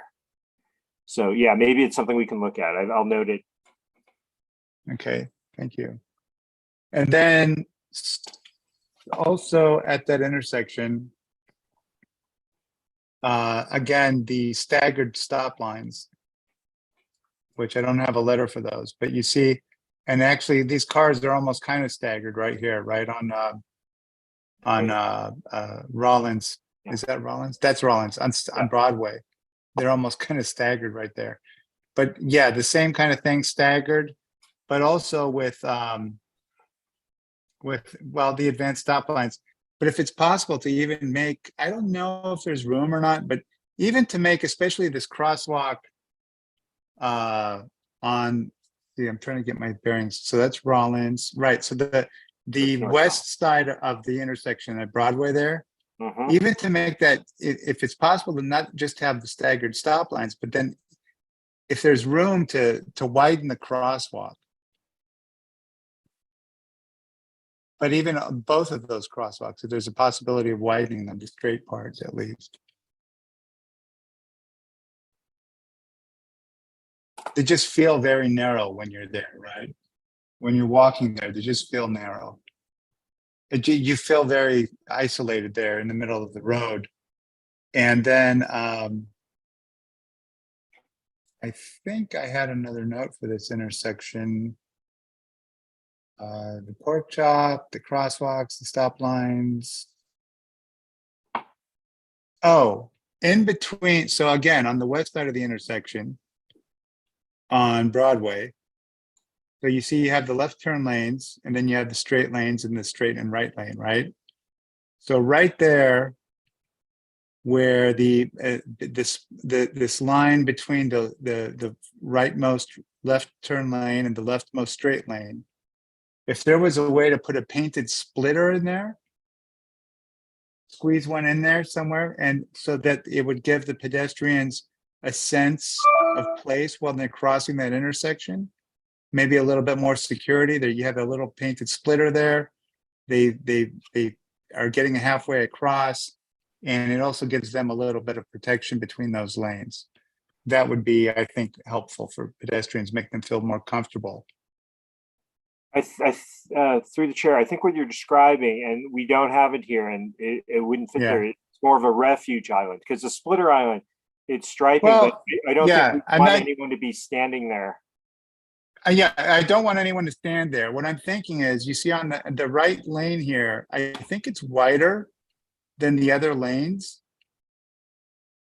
And so I think there might be just a painted splitter, not as a refuge, just to sort of break it up for the sake of the pedestrian, give them a little bit of safety there, you know, a sense of safety.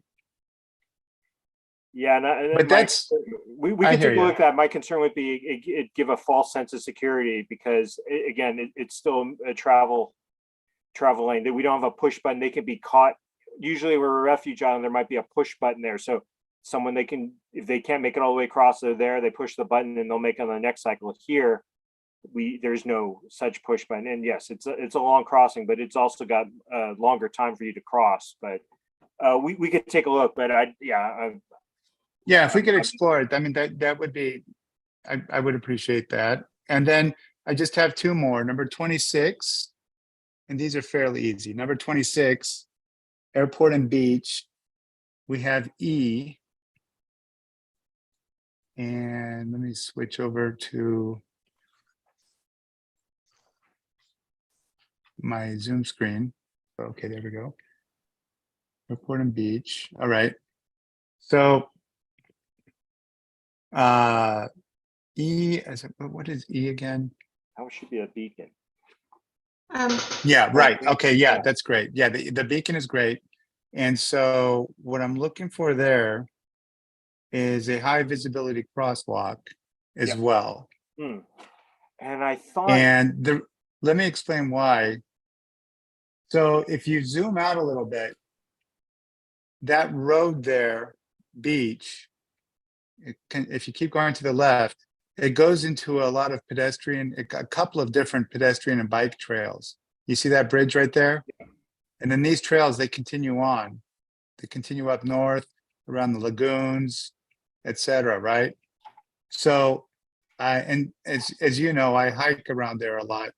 So there actually is a lot of pedestrian traffic coming down that road there at Beach and connecting with this Bay Trail. And then this, I just walked it 3 days ago with my wife, and that levee is getting closer to being done, and it's very popular.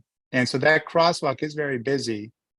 So that's why I'm so have such strong feelings about having a high visibility crosswalk there, along with the beacons.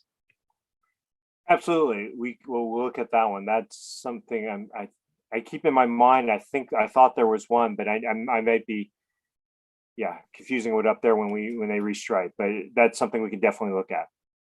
Okay, that's good. And then if one more time I could share my screen, because one of the photos that Adrian sent out is actually super relevant here. It is this one. So is that not? Let me try again.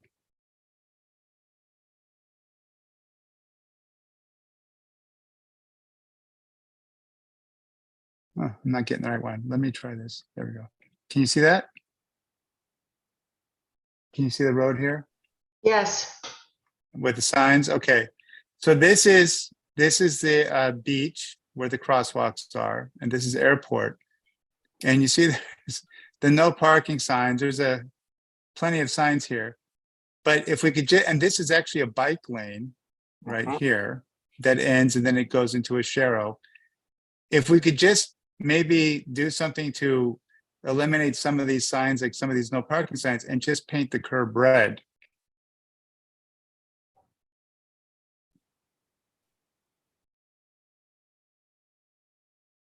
And I'll stop sharing my screen. You don't need to see this anymore, right? You can see it? No. Okay, thanks. We can definitely try to look at that, although I will comment, because Sergeant Perna brought it to my attention. We've been having some parking issues out there, even with those signs. We're trying to change that. So hopefully that's a discussion between who's parking out there has been made, and they're not there, but that's red curbing is something we could definitely look at. Okay, yeah, I mean, maybe just eliminate the parking along that Yeah. entire strip but yeah, definitely the red paint is a good start. And if there's anything we can do to reduce the number of signs there, it's kind of, and then let's see, 27 Airport and Anza. Again, if you can pull that up, Airport and Anza.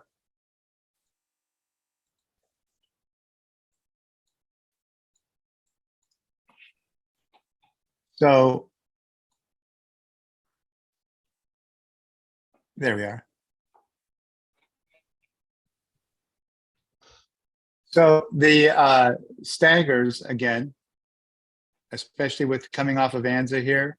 This is by the way, just so everyone knows, this is a traffic signal controlled. It's a controlled intersection with traffic signals on each side.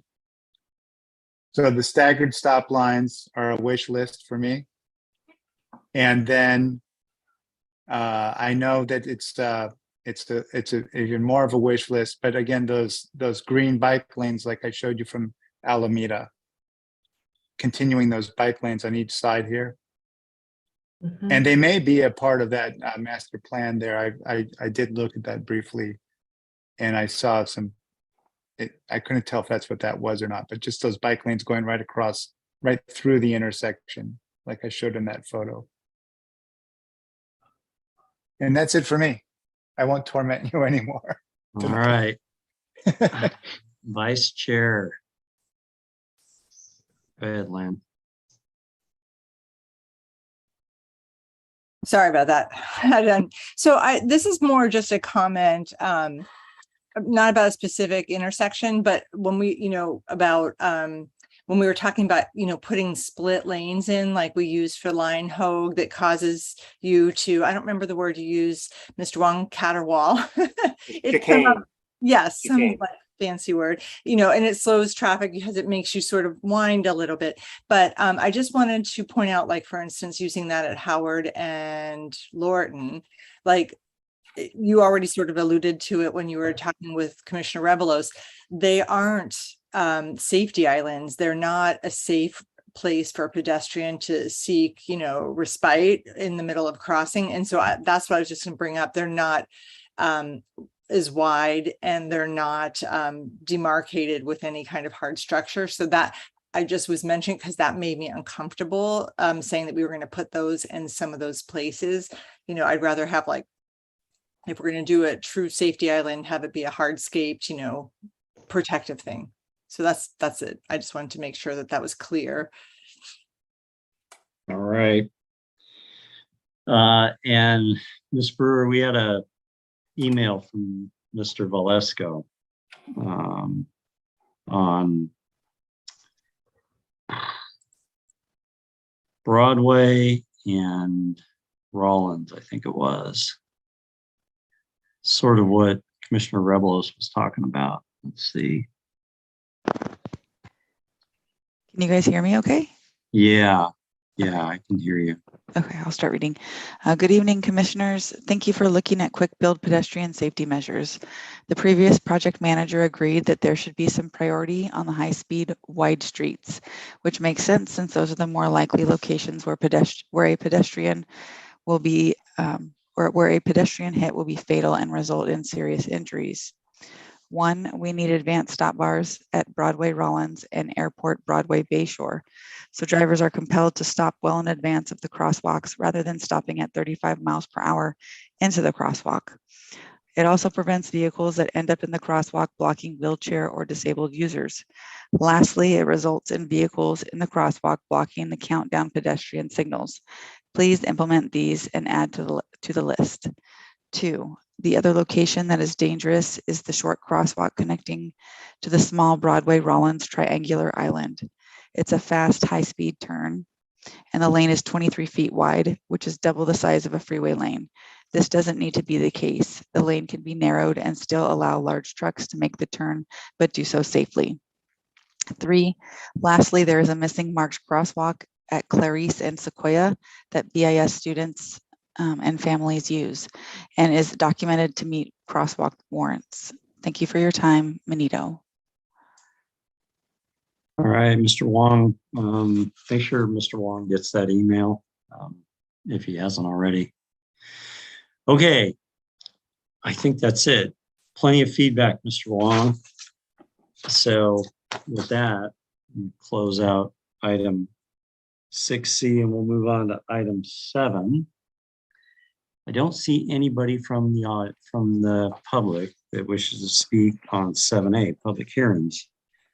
So 7B, we have a email from Ms. Beatty.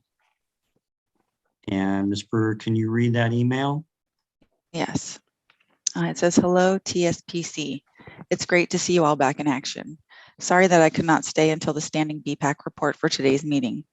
We spent much of the meeting discussing matters of internal organization for our community group, which I will not report on at this time. We are, of course, incredibly saddened by the death of a pedestrian and the critical injury of another at Oak Grove and California Drive almost 2 weeks ago. We believe that people who cross the street in Burlingame should arrive on the other side alive.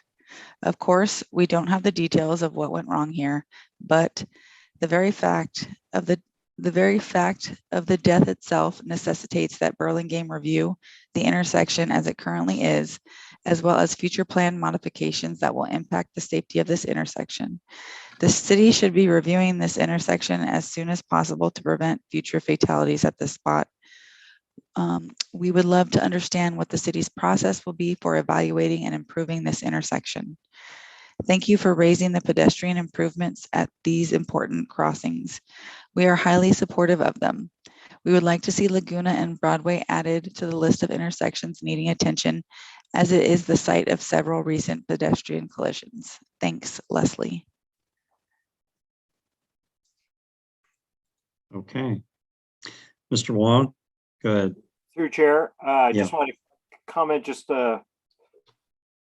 because I know it'll probably come up as it hit the papers, but regarding the collision over that happened a couple of weeks ago that Ms. Beatty spoke of, and just for the folks here that we're not talking about, the city, we're not able to comment on that because it's an ongoing investigation. So I know it may come up, Sergeant Furness, but I just wanted to kind of nip that one in the bud. So. All right. Yeah, thank you. We're all shocked by that. Okay, enough said. All right. So engineers report 7C. Just thank you, Chair Martos. Just a light one. Just want to let you keep you guys on an update that we submitted to the county for their bike and pedestrian Cycle 6 program. So we submitted applications for 3 projects. A traffic calming on South Rollins. And if you've been to this one, Occidental, there's a near the park, we're doing a pedestrian and traffic calming project. And the last one that's most interest is probably we're going to start the next phase of the California Drive between Oak Grove and like Burlingame Avenue. So that's going to be further trying to extend the bicycle facilities we have. So hopefully we get any combination of those. So looking forward to trying to add to the infrastructure. So that's the update for the engineering division. All right. So we're in our second half of our meeting here, the second 3 hours. So it looks like commissioners' comments have dwindled. So we'll move on to police department reports. Sergeant Perna, you still with us? I am, yes. So we didn't meet obviously the last 2 months. So this report has essentially 3 months on it. Give me a second. Let me find the share. Okay, can you guys see that report? Okay, so there's a lot of information on here. It was sorted by date, which now that I look at it, that probably wasn't the smartest idea. It probably should have been sorted by location. but there's some ones on here that I highlighted. The ones that were highlighted were either vehicle pedestrian, vehicle bicycle, etc. So I left off, there's a couple vehicle motorcycle, but I left off, I didn't highlight any of the vehicle, any of the just the typical collisions. If there's any that stand out, any that you want me to go over specifically, again, as Mr. Wong stated, we can't really comment on the California Oak Grove one. One thing I will say though is that rest assured that the details will come out at some point. That the collision was captured on CCTV from a footage from a building, very clear footage from a building that will answer a lot of the questions I'm sure that you all have. But again, it's an active criminal investigation. So, we just can't comment on it at this time more than what was in the media, was shared to the media. One thing I did want to say though about that is that we were actually misquoted. There was one article that said that there was a right turn. It was a right turn from Oak Grove onto California. That was not true. I think it was just that they misquoted like the phrase that was used. But I can tell you that in that case, the vehicle was southbound, number 1 lane, California Drive. The pedestrians were starting from the southeast corner of Oak Grove and California. So that would be the south side. They're crossing eastbound, so crossing basically from the El Camino side towards Carolyn. And the collision happened in the intersection. They were in a marked crosswalk, but it happened in the intersection there.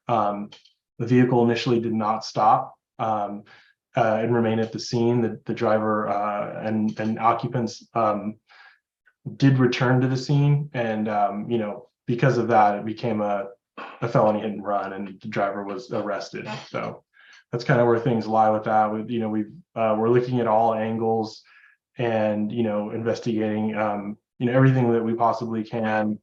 And I'm sure that we've had just as much comment as I'm sure you guys have received about looking at the intersection and for safety improvements and stuff and all that. I'm sure that will be done at a later time or discussed at a later time. But as far as other collisions, is there any that you wanted to? You probably haven't. I don't know if you've had a chance to look at this report, but are there any that you wanted to discuss or want me to go over? Go ahead, Commissioner Lee. Thank you, Chair. One question about Oak Grove, California. Am I mistaken? Do I remember about 4 years ago, there was a bicyclist hit and killed at that intersection as well? Do I remember that correctly? I don't remember one at Oak Grove in California, but that's not to say that that's not true. But 4 years is pretty recent, and I think I would have remembered that. I would have been probably involved in it in some capacity, and it doesn't. The ones that we've had that I remember is we had a vehicle pedestrian one on Bayshore. We had a vehicle, the one at Lorton in California. Well, actually, it was more like Lorton and Howard, I think. And then there was one on El Camino involving like one of those low bicycles. But I don't remember one at Oak Grove in California. But I could look into that and get back to you. Mr. Wong, do you remember? I think there was like a very bad bicycle hit though at California and Oak Grove, not that many years ago. Do you recall that? I do not. The one I recall was the one Sergeant Purna was pointing out. I believe it was El Camino Floribunda. Okay, yeah, I remember that. Was it a pedestrian that was further south on California? There was a pedestrian, I think, yeah, late at night trying to catch a bus. Okay. That's the only other one that I recall. I don't recall a bicycle one. So, Sergeant, you'll look that up and respond at the next meeting. I could actually look it up just when we're sort of done with this, and I could just sort of take a minute to look it up. I could let you know at night. I just have to. Sure. I just can't do it right now. These other vehicle, pedestrian, vehicle, bicycle, I'd like to go over them, but were any minors? Were any children? Were any of them involving juvenile? So usually it will say if a juvenile wasn't, no, this is caused by. I'm not 100% sure. I could check very quickly though and let you know. So the first one, so the one that happened on Willow, I believe that happened in a private driveway, but let me look up that one quickly and I'll just tell you if that involved. So that one involved the driver, and that one was a 16-year-old. And let me see if the details correct. Yeah, they were.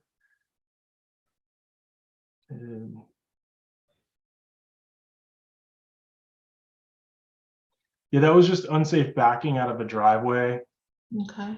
And I think the involved party was like a family member. Like it was sort of an isolated incident. So the driver hit a pedestrian backing up? Who was a family member of the driver. Yeah, Okay. but that's correct. Okay. And then the bicycle on California at Truesdale, that's a tough intersection. It is, yeah. Okay, let me check that one for you. So that no juveniles involved in that. That was we're talking about California and Truesdale, correct? Yeah. Sure. So the vehicle was northbound on California, approaching the intersection with Truesdale. The bicyclist was riding southbound in the bike lane, passing the intersection with California and Truesdale. The vehicle made a left turn from northbound California to westbound Truesdale and collided with the pedestrian in the intersection. So you mean bicycle? I'm sorry, bicycle. Yes, I apologize.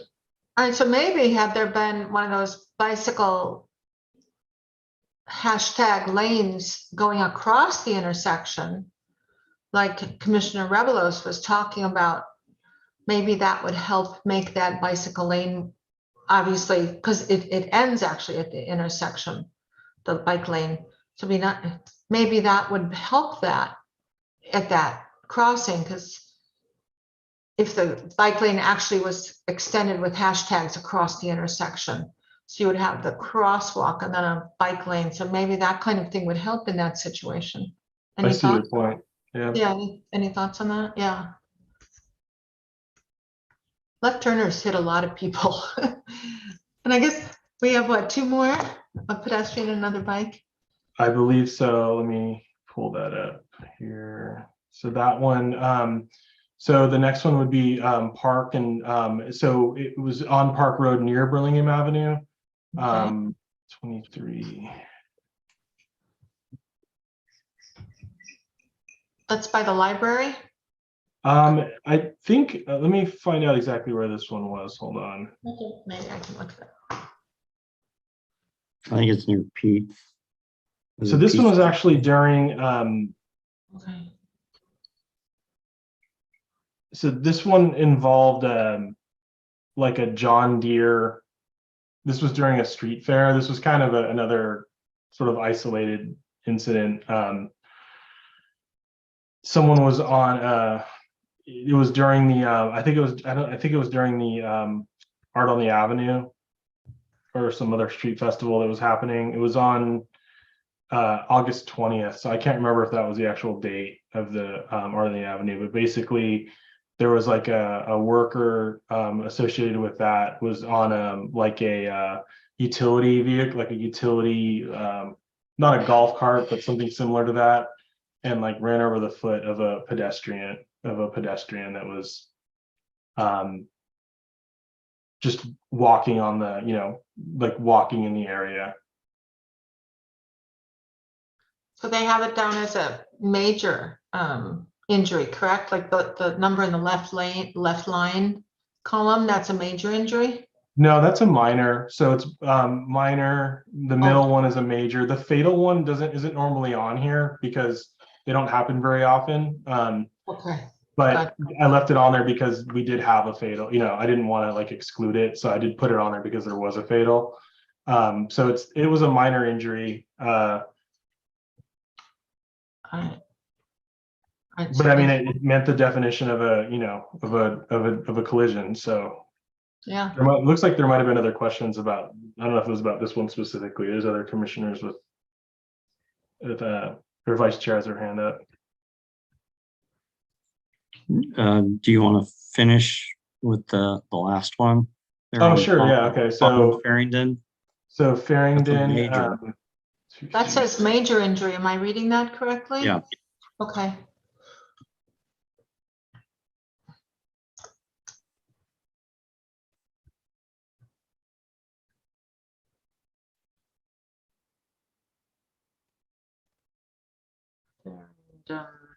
So this was a vehicle bicycle. Let me get to where.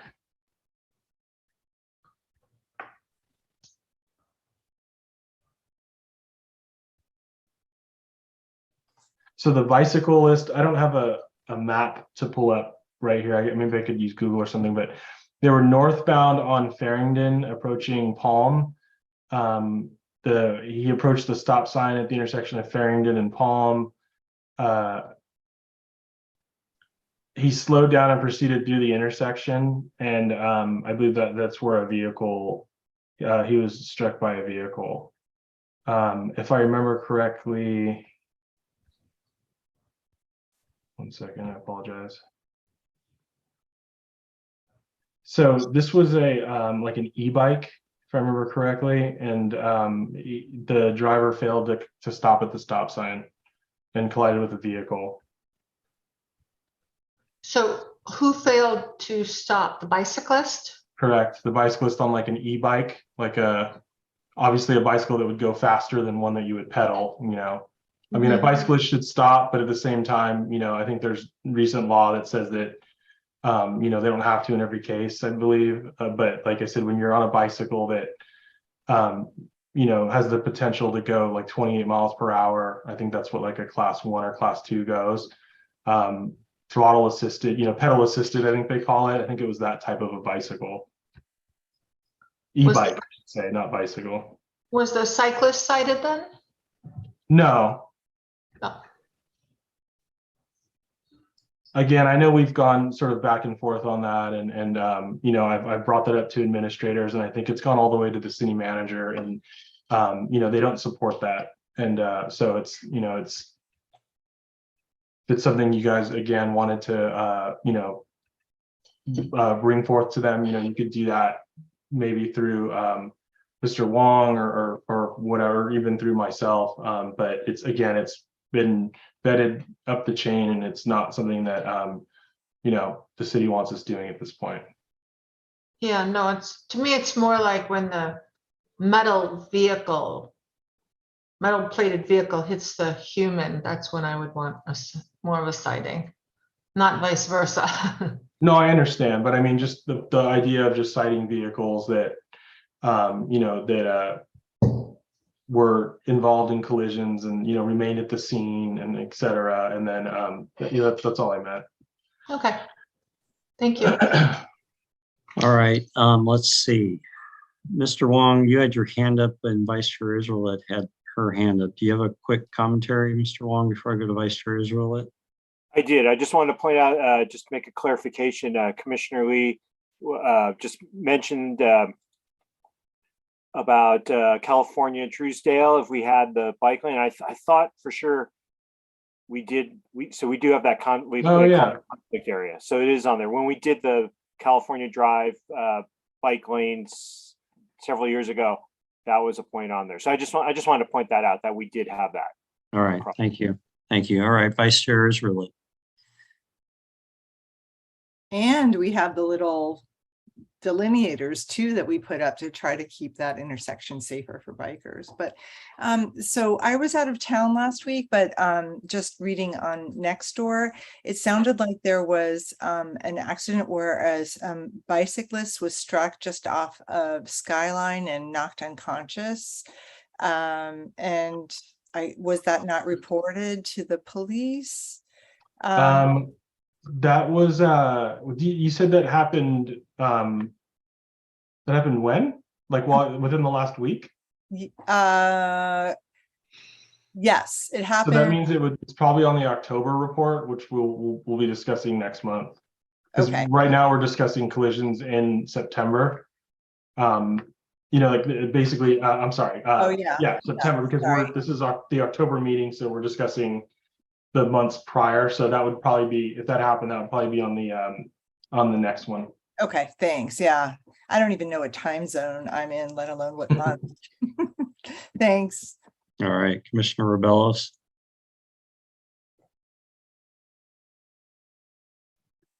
So I have a weird question. So the 1812 Willow, isn't that Hillsborough? I don't believe so. I mean, I don't know off the top of my head, but I could tell you that, oh no, it's 1612. Oh, okay, maybe You that know, makes a this, difference. I'll try to do something about this report, but because it doesn't look this way when I prepare it, like the letters almost, you know, the fonts, it almost looks kind of blurry. I don't know if it looks that way Right. for you folks, but like when I It does do this for as a me. PDF, it doesn't look that way. So I'll tinker with that a little bit and try to open it in a browser so that it looks a little bit more clear. Because like I said, when if I were to send this report to you directly, the fonts it doesn't look as sort of bold and blurry. It's much more sharp. So I don't know why that is, but I'll try to fix that. Okay. And then more of just a comment. I looked at Google Maps, the park in Farringdon, that is a super confusing, well, not confusing intersection. It's pretty clear what's supposed to happen, but it is an odd intersection, and Palm there does not have a stop sign. So Palm is straight through, I think.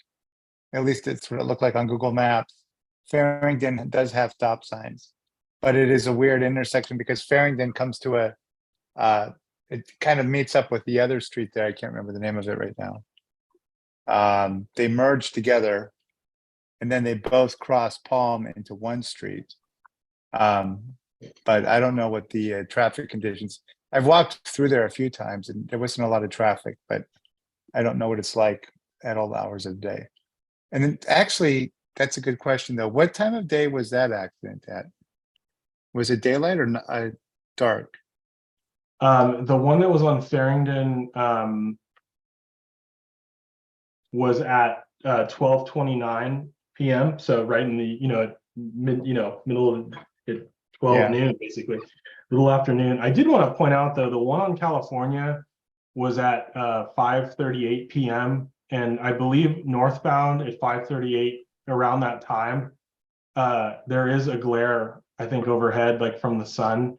And I feel like the collisions that we've had at that intersection, if my memory serves, have always been around that time. I've always been like that 5 p.m. to 5 p.m., 6 p.m. in that area.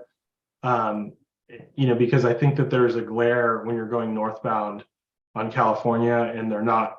I think it's a factor. So I don't know what can be done about that, if anything. A sign or something maybe that says, watch for bicyclists, or something like that, because it seems to be always bicyclists in that bike lane, and that the motorists the comments are always that they just didn't, that they didn't see them. Makes me wonder. I mean, I wonder because sometimes if there's a car going, so if the car that was making the left was going north, and if there was a car traveling to the south, and then he or she was waiting for that car to pass so they could make their left turn, they might not have seen the bike behind the car, right? So the car could go through the southbound car could go through the intersection. They don't see the bike coming up sort of behind that car. They start to make the turn. That one, did the car stop after they hit the bicycle, or was it a hit and run? No, they stopped, and honestly, it was a low speed. The vehicle was going, it was a low speed turn. It wasn't like they were hanging the turn. And I do believe that the improvements of that intersection have made a substantial difference, because we drive that every day, just in the police cars, and I can tell you that did have like the intended effect of like having to slow down and make a near right angle turn. It did make a change there, because before you could sort of you could cheat that turn and basically end up in the oncoming, in the I guess it would be the eastbound lane. So I think that was a good improvement. And I think I think that there's been a lot of improvements at that intersection over the years, but I just don't know what could be done about, like I said, to assist with like a glare type like a northbound glare situation, because the other place that I've noticed that happens is Howard and Park Road. There's a signal, and I don't know if it's been fixed. Maybe it has, but there's been collisions or near collisions there, and they're always when the sun is coming up, like kind of early in the morning.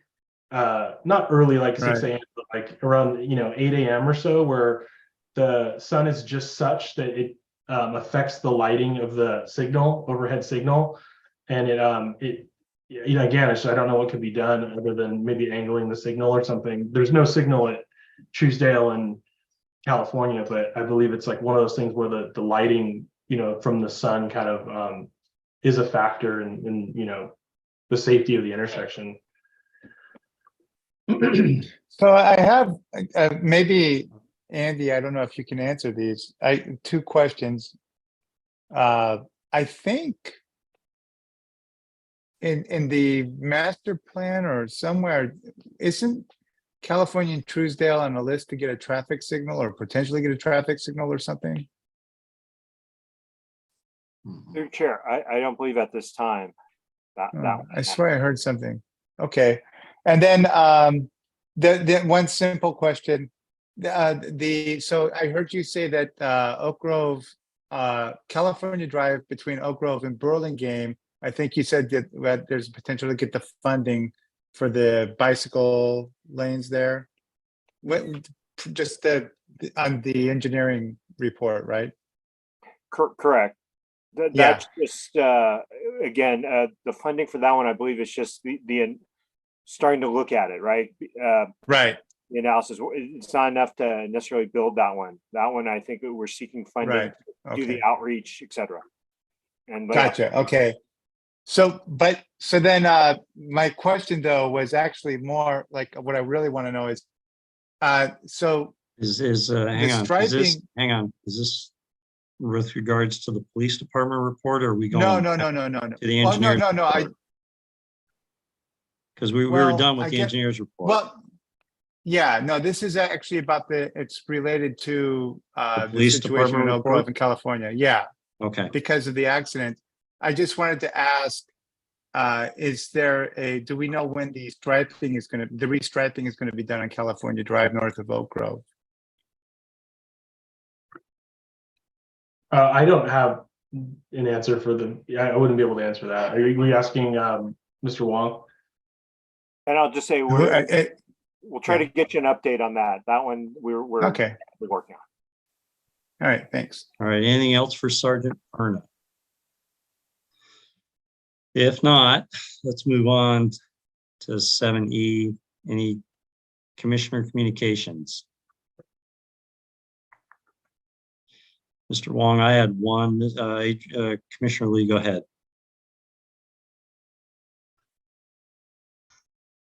Alrighty, thank you, Chair. Yep.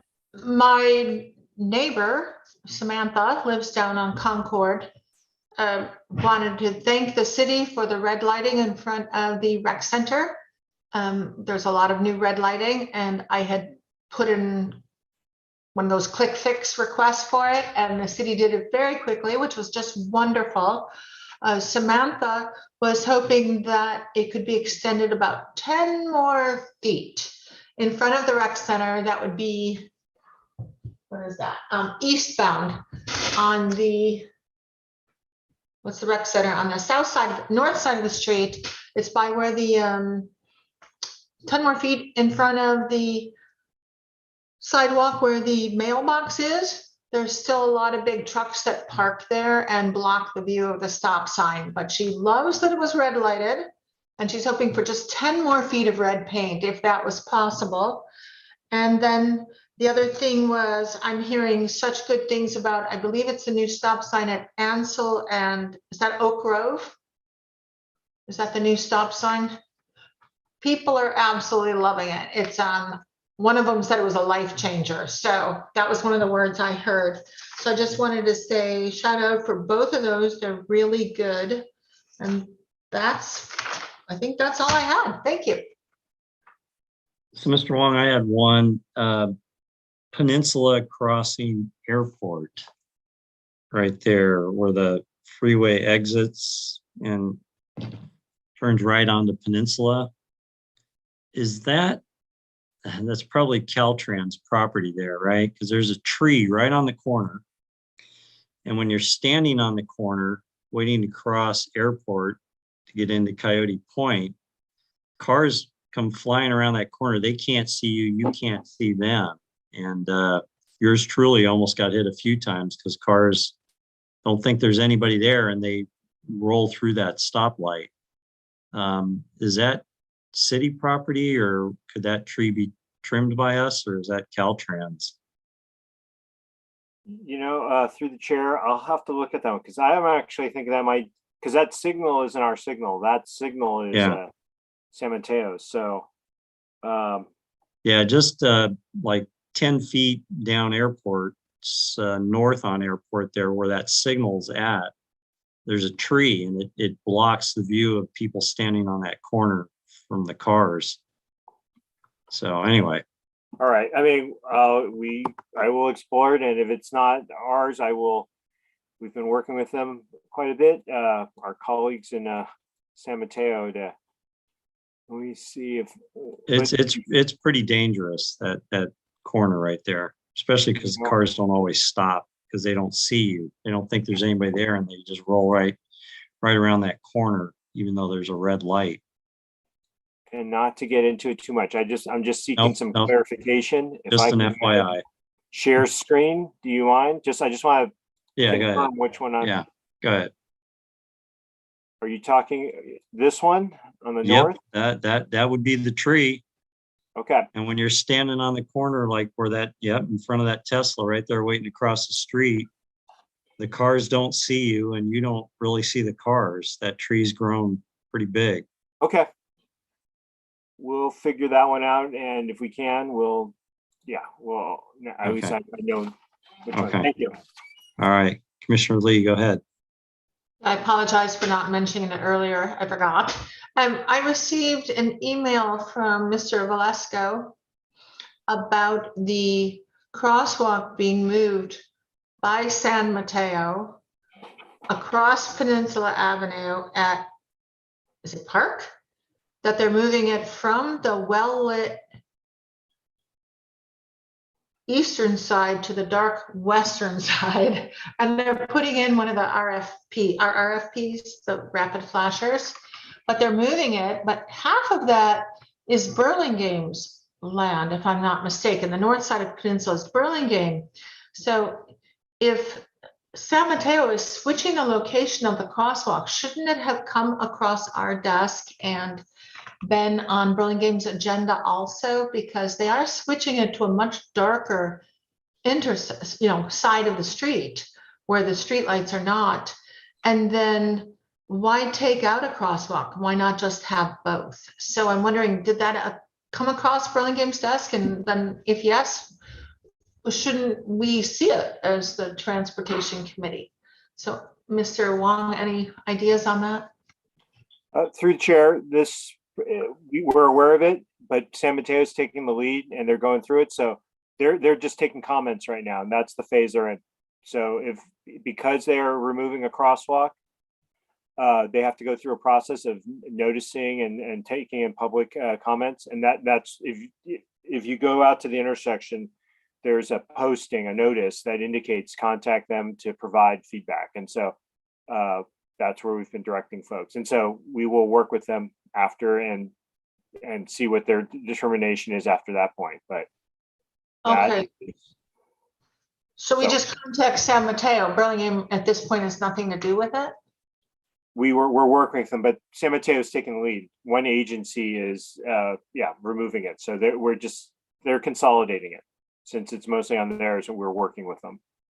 All right. It's too bad they're taking out one. All right. Thank you very much.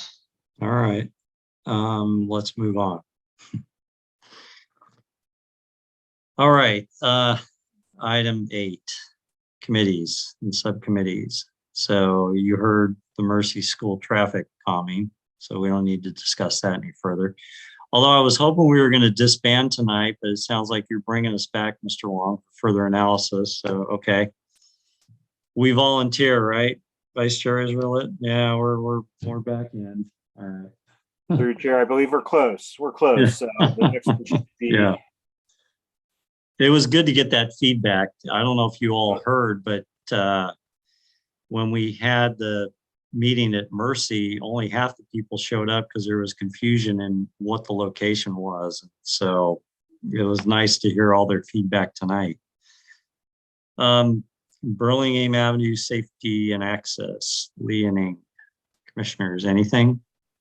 I believe Commissioner Ang and I, we worked on those crosswalks, and the crossings for the item 6B, I guess it was. So we worked on the 4, Primrose and Howard and Lorton and Howard and North Lane. So the comments I made about those intersections were actually our subcommittee. Okay. We both talked about those together. So anything else? I don't want to say like, and my comments stand that I need to see kind of how they're implemented to better have a judgment on, do we like what we're doing or not? So it's, again, Commissioner always says the devil's in the details, but again, as long as we have some sort of representation of how it's going to kind of play out, and also just an idea of the quantity of what we're talking about here, like 1 bulb out, 2, 3, 4, things like that, I think that would just be helpful.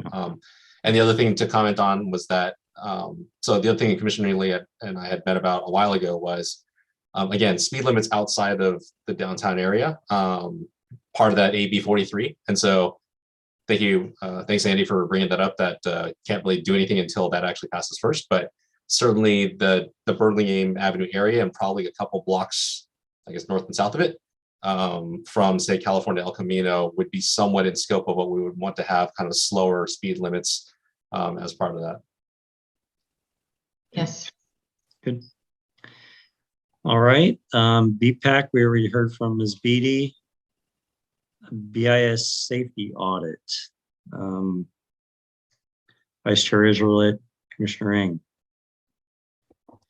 Well, I was out of town, and I think Commissioner Ing was out of town the prior week, but we plan on getting together maybe with Mr. Wong just to sort of work things out before it shows up on the agenda so that we can. We did get some answers to some questions. We will not be able to get support from the BPD for Casada and Truesdale because they just don't have the staff. So we just wanted to confirm that. So now we have to sort of rework our plan a little bit. Well, hence my question about how Mercy was able to procure services of somebody to do driving. No, I knew exactly what you were. Yeah. But I will say though that a lot of the public comments about Mercy and one-way streets does kind of put back into my mind. Vice Chair, you're probably thinking the same thing I am. But as far as unintended consequences and things that we thought were an interesting potential solution, that I think certainly we're gonna have to discuss again. But we had a couple of comments back on Andy's proposals, and so I think we can talk through it a little bit more, and then I think it goes to the and Andy, correct me if I'm wrong, it goes after we kind of talk it through, it goes back to the school first, and the okay. Yeah, it's kind of the same process we've been following for Mercy. So we go to school, and then once we get that together, we'll present it to the neighborhood, and then see how that meeting goes compared to this one. Yep. I'm sure it'll be just as spirited. Hopefully not All right. long, but We're almost done. All right. Highway 101 corridor connectivity, Lee and Rebellos. Was airport and beach? Go ahead. Yeah, I can comment. So our report, I guess. So we had a couple of meetings during the break, in between vacations. We talked about obviously the area around Burlingame Point, Airport, and Beach. We talked about, and some of that came out tonight, and some of the suggestions that we made. I think I did it mostly that I made. And then we looked around, we explored, so we talked about some ways of, we talked about the crossing at Broadway, rather, Broadway Avenue. Yeah, it's Broadway. Yeah, sorry, getting late. Broadway crossing from Rollins all the way over to the Bay, and some of the issues around that. And then some of the, we looked at some of the plan for Rollins Road that I think went to the Planning Commission, and tried to think about getting people from there to the Bayfront, and from the Bayfront to Broadway shopping, and retail district. And I went and explored some of the creeks that cross the city there. And I have some ideas, and actually this afternoon we had our second meeting. I think it was our second meeting.